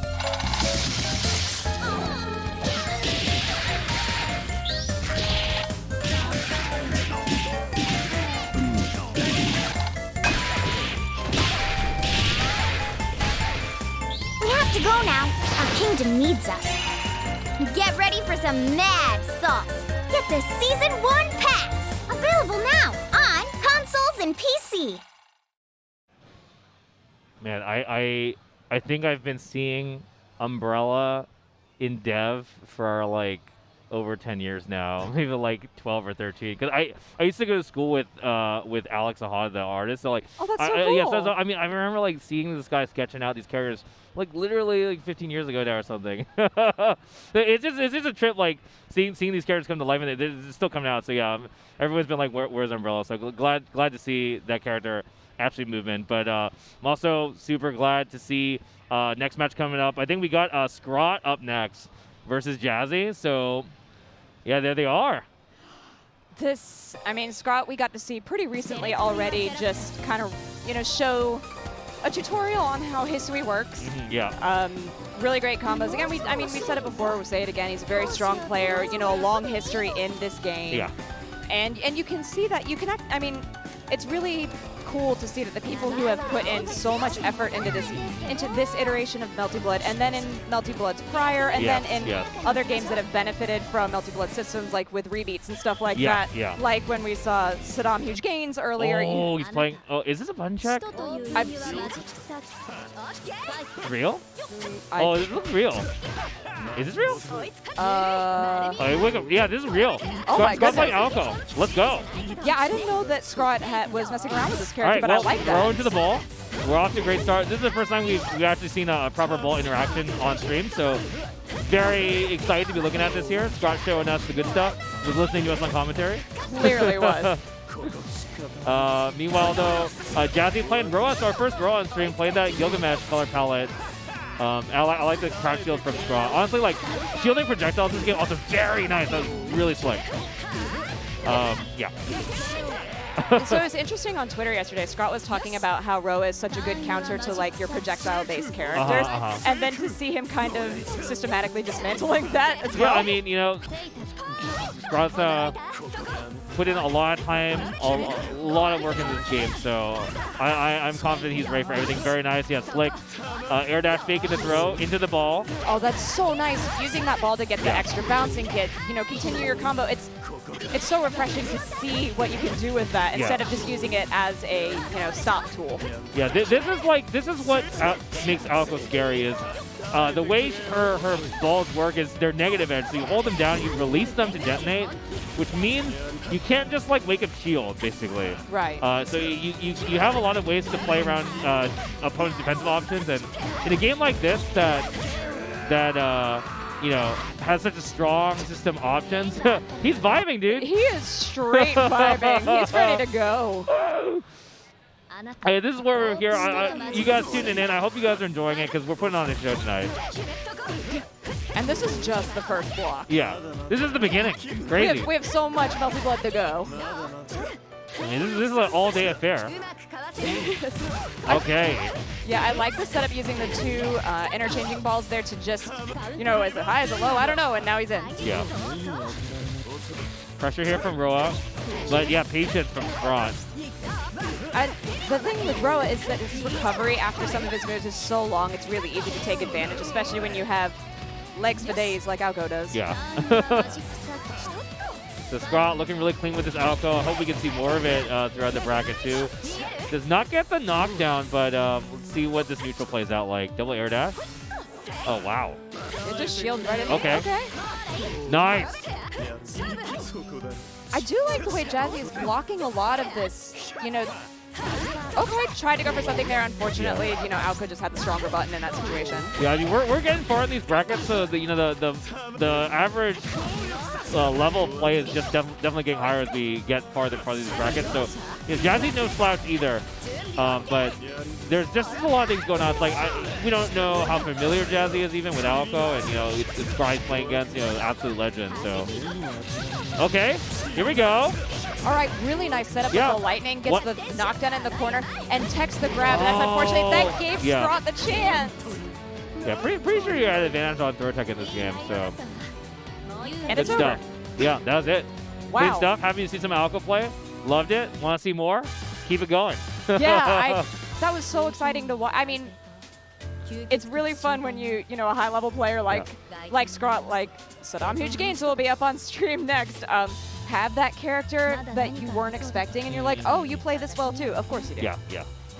No, definitely not too surprising. And the other thing is, like, she's a new character, so a lot of people have been lapping her. A lot of people have just been messing around with her. Whenever a new character comes out, we haven't seen any DA Noel yet either, but you know, I won't be surprised if anyone wants to try and bust that character out for sure. Yeah, I'm actually really surprised because DA Noel, I mean, we were talking about it prior to this, you know, has a lot of the incredible projectile game that Vlav does without the disadvantages of being one of the tallest characters in the cast and one of the slowest characters in the cast. Yeah. I mean, she's still, if you get in on her, she's definitely going to get opened up and can get blown up, but I'm surprised that we haven't seen that as much, especially because she has such a versatile game plan. Yeah, I want to see some of her on stream, hopefully, but, you know, we're getting pretty far in this bracket, so, I mean, we're seeing a lot of familiar faces now. We got Sadaam HugeGainz on the right, on the One Piece side playing Arc, and Yui was, I believe, the one clutching that with Noel. I believe so, yes. Yeah, so we've seen both these players on stream before, so not sure we're going to get too much opportunity. Oh, wow, okay. Miyako. Okay. You know, I like this. I like this on paper for Miyako, because if you can get in on Arc, you know, just based on her range, you know, Miyako's going to be able to just stick on you. Yeah, I mean, she's just an explosive character that, like you said, just loves to stick on you and make it hard for you to even just get any breathing room. So we'll see if they can do that against Sadaam HugeGainz here. The walk forward of dominance, but, you know, Miyako's run speed versus walk there working out. But, all right, Sadaam HugeGainz finds the first hit. And there's the Moon Drive, but wow, that activated, unfortunately. Oh, wow. Oh, yeah. I actually really like that idea to get out of the corner because it's such good, you know, space there. But unfortunately, just gets caught again by the gigantic buttons that Arc has. Yeah. All right, so Sadaam HugeGainz finds the hit here. Oki empty low, but wake up EXDP. Gonna work out here for Yui. All right. I mean, nice blocking from Yui. Even with those one. Okay, never mind. Gotta get up there. Seen that work time and time again for Sadaam HugeGainz. Yeah, like you had mentioned in a previous match, I would be shocked if we don't see more moon shielding during this. Yeah, that is definitely one weakness you can try and capitalize on with staggers. If you're confident in your shield game, yeah, that's definitely something you can do to mess up Arc. Empty low. Yui's trouble here. Yeah, big trouble. Oh, wow. No, the tech in the air, just that next opportunity. I think that might be intentional, actually, reset. That's pretty... Oh, my God. Okay. Yeah, big damage here. Wake up Moon skill. Oh, the spacing was just slightly too far after that confirmed. I don't know who just laughed that loud Yeah, in the no, audience. we heard hear it, through yeah. here. Yeah, I think that was a laugh for his like the wake up moon skill that he did, and you know, Sadaam is saying, HugeGainz, giving the thumbs up in the crowd. He's like, All I right, approve. yeah, game 2. So Sadaam HugeGainz up a game here, and looking pretty dominant so far, but we'll see if Yui's got some stuff in store here. The Ciel game, Sadaam HugeGainz just one step ahead with the re-shield. Yeah, I mean, I said I wanted to see it, and then Sadaam was just ready for it to come back. Okay, Big counter activate, but yeah, the throw from Yui. Miyako's turn here, DP's out.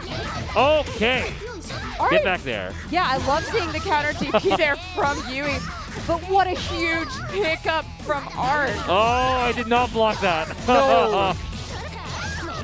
God. All the way to the combo's corner. huge. Yeah. Okay, gets the A little whole bit, knockout. yeah. Oh! Yeah, auto guard property on that. And man, the crowd is going nuts, dude. They love it. People howling out there. God, I missed that. I missed hearing the crowd so much. Yeah. Like, someone's enjoying it. Yeah, OTG. Oh, wait, that's full? Oh. Yeah, Yui just is not getting the chance to recover that they want right now. All right, big slants, big damage. Yeah, has so much meter. I've been gaining so much of the moon meter as well, and stop that works again. Oh my god. But Same thing though? You did the same thing? Yep. And the crowd still. Oh. I mean, if it works, it works, I guess. Yeah, yeah. You gotta love it. All right, so Sadaam HugeGainz looking really clean. Very, very clean. Yeah. And we're like getting pretty far now, I think, in these brackets. Yeah. You guys just tuning in, welcome to Frosty Faustings 14. We're here day 1 with some Melty pools, and we're just having a blast. I'm Brad, joined here by Jalen, and we're just, you know, enjoying ourselves. And I mean, honestly, like, what a better way to start Frosty Fausting? Just like Yeah. chilling and watching pools. Yeah. Live in person. Yeah, I mean, it's just you guys and us, and we're just having a blast. We are, and of course it snowed last night. Yeah, of course yeah, it did. yeah. I had been checking the weather all week. I was like, oh my gosh, is it not going to snow? And then like right last night, it's like winter weather warning. And it's like, oh okay. It wouldn't be a Frosty Faustings if it didn't. Yeah, like I think when I took my lift here, the guy was like, yeah, you guys are coming at a pretty bad time. And, like it's warming up today, but it's like cooling down tomorrow. I'm like, all right. It's like you picked a bad time to come and hang out, and I'm like, well, you know, it is what it is. Yeah. At least the flights are cheaper. Right. I mean, it's Chicago in January. Come on. Yeah, we had an almost empty flight because no fly here in the middle of January. Right. Exactly. But also, I mean, if you are here, shout outs to everybody who went the extra mile to, you know, be vaccinated, get your negative test, and wear your mask so that we can all enjoy this together. Just to have this again for 2 days. Yeah. It's so worth it. So incredibly worth it. All right. So we got dekillsage versus KDZ. I don't think we've seen KDZ on stream, but we watched dekillsage earlier. So this is probably like another pool. I'm not sure who else we've watched from dekillsage's pool, but yeah. See what we got for us. So we started out the day hoping to see a lot of character variety, and we certainly have seen it, right? I think we have. I've been keeping track. That's what you've been writing down. You got the notes for the characters. All right, we've let's seen go. 1, 2, 3, 4, 5, 6, 7, 8, 9, 10, 11. We've seen 12 of the characters so far. Yeah, that's honestly great. That's a lot. It is a lot. It's a lot. And I mean, now we're getting into some repeats. So the ones that we haven't seen, notably, is Vlov. Yeah, we haven't seen Which I'm very Vlov. surprised. And no Vlov, no DA, Noel. I'm surprised we saw Roa before Vlov, actually. I am too. But I mean, of characters that we've seen a lot of, Miyako and Akiha have been the most repeats. Yeah. That's not a surprise to me, although, like, I mean, Akiha seems like rare the higher the level goes, but Miyako definitely just seems like a popular character that... actually, the main one I'm surprised we haven't seen more of is Tono. This is the second one, I think. This is the second one, But I mean, you know, Tono is an amazing character and just got so many comfy tools. I think just really solid for tournament scene as well. So here we go, KDZ. Yeah, get some good stuff here on dekillsage. Doesn't get the knockdown, but big JP. Yeah, this is huge. This, you know, considering how dominant dekillsage was the first time we saw him on stream, this is really impressive gameplay from KDZ. Yeah, gotta love that. Shiki beating up on his adopted sister. Good lord. All right. I like the neutral there. Jump A from KDZ, so strong. Like, nice. Yeah, that's one way to try and deal with the cross-up. You fuzzy shield to try and deal with the overhead or the cross-up. Fuzzy stand shield. All right, so here's now good solid Miyako combo. Takes a good chunk of KDZ's health, but KDZ not deterred and doing a great job just carrying dekillsage to the other corner, spending the meter appropriately to get so much unrecoverable health out of that combo. Oh, okay, jumps over the lariat though. The elbow drop 2 into the EX special, keep it in the corner. Okay. Oh, what a heat! That's actually huge. That's so much life. There was so much life. It almost. What a throw! It evened up the life almost entirely. Yeah, he still has a little bit here. Oh. Oh no! Oh, wait. That's not it. Wake up, DP. We blocked. Oh, sweet. This is really exciting higher level gameplay. KDZ.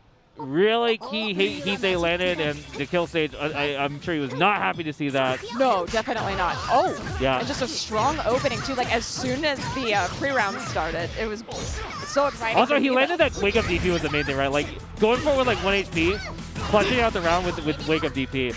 I don't know if dekillsage is going to let him get away with that second time, so that's the real question here. No. There's another heat. Not as much life, but the difference is the situation. Getting him off the back and actually converting here. Alright. I like the way that KDZ yeah, we're in Nottingham mode. Yeah, just the high-low mix is really, really strong from KDZ right now, and it's just actually throwing dekillsage for a little bit of a loop. Yo, he's going for it. That's it. Very nice. Knew he needed Moondrive extension into EX to finish it off, and he's just, yeah, wow. Just very strong gameplay, and what an overhead that donk on the dome. Okay, doesn't get the finish here, but oh, whoa! Oh my God! No way! That should not have worked. The layers! Oh my God! Armoring through the wake up. 2A. KDZ. EX for damage. A spectacular gameplay gets the unblockable, gets blood heated though. Oh my God! You gonna go for it? Get the cross up. Dumps the meter. Do it. I dare you. You won't. Oh, but he in return, these heats have been so clutch for KDZ. So KDZ, both players basically have no resources, but KDZ has arc drive. dekillsage can't even do his own PC. No. Building it now though, but KDZ actually losing life lead here. dekillsage finding a clutch hit. What is this? What is this? Don't even follow up. It's ridiculous. long held shield, long enough to make sure his opponent sees it, and then he just goes for sweep. Oh my God! Twice in a row, it's worked out against dekillsage both times. Okay. Oh, what? Wow. All right, dekillsage just good at. I'm surprised KDZ went for that air option though. Yeah, me too. Especially because he had enough to do a heat there as well, which has been really clutch for him in these games. Yeah, it looked like it was just like a jump bait, just trying to call out like an up back or something, I think. Right. All right, the throw again. Wake up DP, big damage here. CC starter. Okay. Yeah, I like the not gonna arch right at. He's just gonna spend in bits and parts. Okay. That heat has just been incredible. Does get blocked out though from the B counter. Doesn't get the overhead and gets caught in the air, but gets a jump out of it. I feel like dekillsage is not landing the hits they want right now. Yeah. Oh, gets a jump 8. Tries for more. Doesn't get the air throw ender. And oh, there it is. The cross up. Air normal. So strong. dekillsage. Playing around that Moondrive. Yeah, catches him low. Yeah, has 4 bars of magic circuit. 2 spends 3 for the arc drive finish. Really smart gameplay. All right. The tides have turned a little bit there. I mean, obviously every win's important here, but I think dekillsage like surviving the onslaught of like there were just some pretty crazy mind games going on, callouts from KZ. So dekillsage, like this is what he needs to kind of get back comfortable, right? Run his game. He's just like, let me hit you. Let me hit you. Yeah, it definitely. This is the strongest start that dekillsage has had. I mean, hasn't even got hit, and that whips. Oh, the armor. Yeah, armor is such a huge factor in this game that you have to consider. All right, heat coming out. No OSs. Oh, He died. He I can't even time to talk about it. He died by the tip of her stride right. Yeah. That was crazy. Well, he died before I could even make a comment about it. Okay, big jump in here, though. KDZ going to end with Arcueid? No, just going to take the EX ender from DP. Playing around it, but wow, doesn't even go for the throw. Oh! Nice pickup there after the shield as well. And now, KDZ, oh okay. my god, that was a GC 1-2. No reaction from the kill stage, though. We're just blocking? Oh, he did it again! Oh, too far for the throw. The stand check from the kill stage. He'll find it. And the combo of the throw. That's huge. Wake up, Arcueid? No. Okay. DP counter. That was so smart. I wasn't even sure what was going to win there. I wasn't Oh! either. Yeah. Shielding on the wrong side. He's still alive, though, but the kill stage. Okay. All right. I like the uppercut to try and check where he was going to fall, but Oh, he goes for another the heating. He wants the HP, and he's healing it, but that's not that much. Conversion, though. Oh, it's close now. It's close now. The kill stage has the meter, though. Yes. He's got to be worried about heat. Wake up, throw! Oh, he's got so much Yes, meter to work the with kill. this. Okay, wow. Man, all right, the kill stage knew in the clutch moment. He knew KDZ was going to play around it, play around the wake-up options. He expected that, I assume that he expected KDZ to look for heat there. Right. Yeah, called it out. That's the one really actually crazy thing about this version of Melty, or just in general for Type Lumina, is that when you press throw, it actually will also auto-run at the opponent. Right. It's just very different, and it's not something that happens in a lot of games too. So, like, I guess it's a BB tag, I think, It too. is a But BB tag, yeah. like, it definitely creates a lot of weird situations, and it lets you do some things with a little more confidence as a result of being like, well, I know, like, I don't have to actually time my dash, like my character's gonna run up. Right. So call-outs like that would normally be a little awkward because you'd have to actually, you know, get your dash and make sure you're timing it right. But it's like you can actually just do it. Just go for it. So wow, yeah, very exciting match. Yeah, but speaking of very exciting match, we've got to be really deep into this pool because this is Raiden versus Shinobi. Shinobi we've seen 3 times. Yeah. Well, this will be a 3rd time on stream. Raiden's 2nd. Both of them incredibly strong players and have shown that, you know, all the times they've been on stream by just, you know, taking out their opponent very cleanly, very clinically, and I'm actually really looking forward to seeing the two of them together. You know, absolutely. This is like, I mean, in the start of the block, you know, winners round 1, winners round 2. Sometimes it's pretty lopsided matches, but this is where the juice is at, right? This is where we get to see those players where you've seen each of their matches where they're, you know, decimating the opponent or just kind of running their game.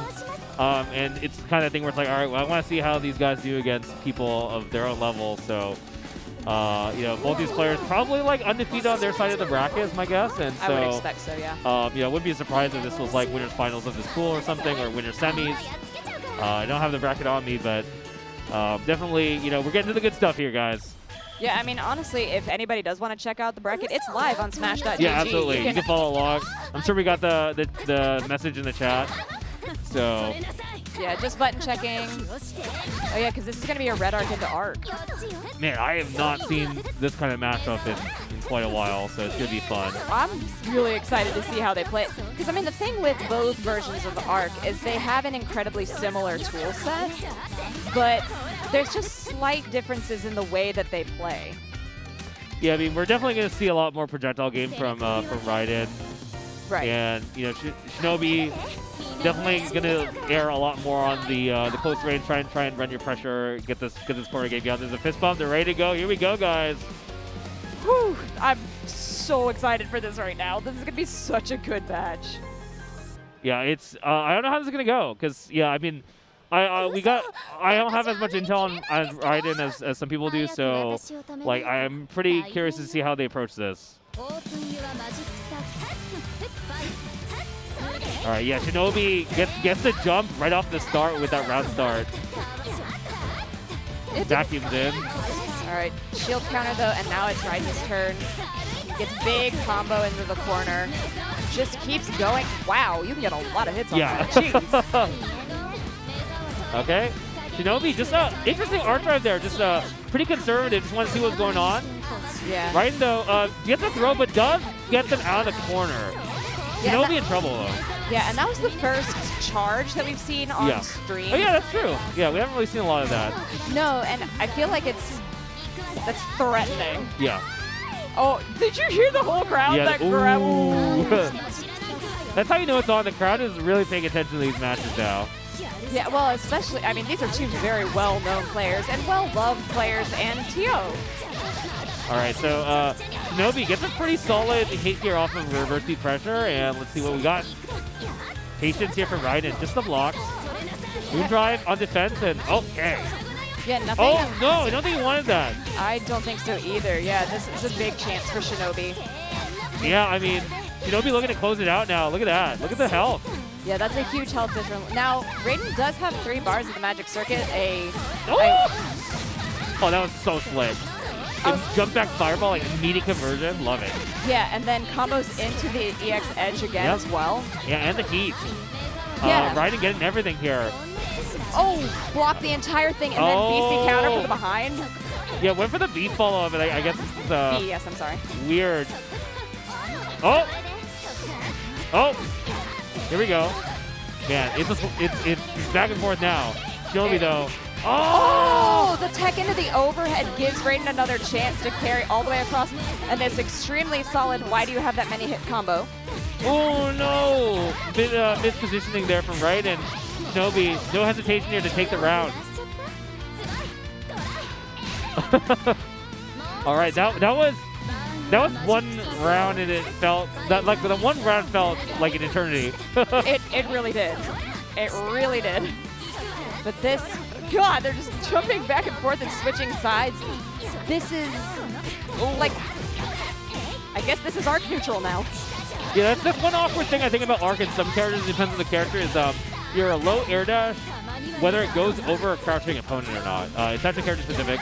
So you'll see sometimes like weird situations where Arc and some other characters will like I need to try to call the button, but they'll just go on the other side, and weird things happen.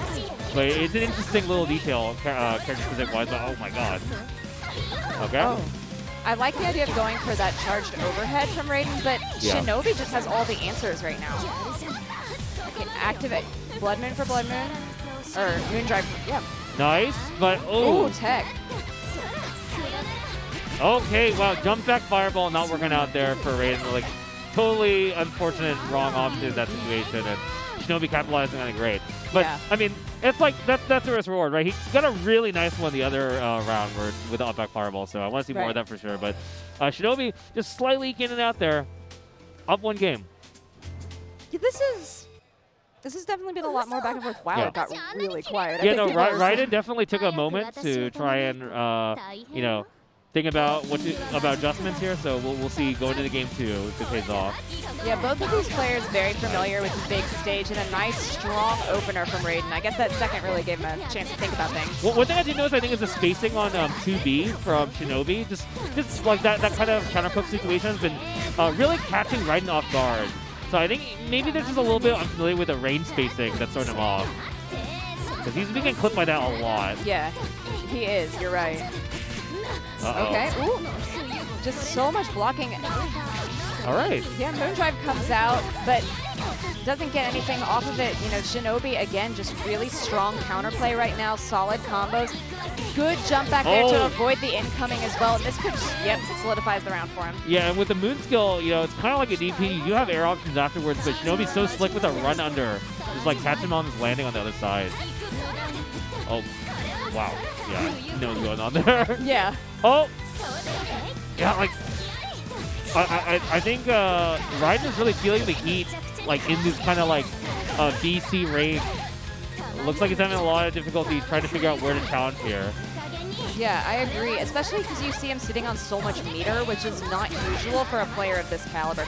Does go into Blood Heat now, trying, you know, gets all the health back. There wasn't that much to gain anyway, but now Shinobi finds an opening. Big corner combo gets the full knockdown. That's not going to feel good here as Raiden, because all his resources are gone now. Yeah, I mean, he's managed to make back Moon, but he's not going to get a chance to do anything with it. Yeah, just good stuff on Shinobi. Really got to press his advantage, and it just looked hard for Wark to contest, you know. It did. Yeah, just like, not only that, but you could see it in the defensive options Raiden did. Right, most of the time when he got out of pressure, it was a guard-canceled Moon Drive activation, or like heat, or, you know, like up back. Like, the button pressing wasn't working out, and when it did, it was like air dashing sometimes that wouldn't work out either, so. Yeah, I mean, I'm really, honestly, I'm happy to see Shinobi make it out of these pools. I'm assuming that was very, very close to the end, and now, you know, moving on in that, because he does put a lot of work into this game, and then also, but back into the community. I mean, we said it before, buy a shirt. Yeah. No, I mean, yeah, like you said, just happy to see him doing what he's got to do. He's probably like, I think that's probably his last match with the pool, and then he's got to go walk off and like run some brackets or, you know, whatever. For sure, because a lot of people here doing double duty. I mean, so many of us on commentary on staff are also commentating multiple games. Yeah. Oh, man. Well, I hope you guys had fun, because I think that's going to be it for our blog, right? It is. It's been 2 hours already. I mean, it kind of went by instantly, honestly. It really did. We're just going through the matches, but definitely stay tuned for more Melty later on, I'm sure, on the channel. We got more blogs coming for you, because, yeah, it is just begun. It's the first commentary blog for us, so a lot more action coming your way. Yeah, so again, I'm Jadelyn. You can find me at Jadelyn Gaming across all social medias if you want to, you know, come hang out. We talk about fighting games a lot. Yeah, what about you? I'm Brett, and I think that's going to be it for us, right? Yeah, so stay tuned for more Melty Blood action. We've got it all through the day. And, you know, support Frosty Faustings 14, because we're excited to be here and share all this action with you. Stay tuned. We will see you next time.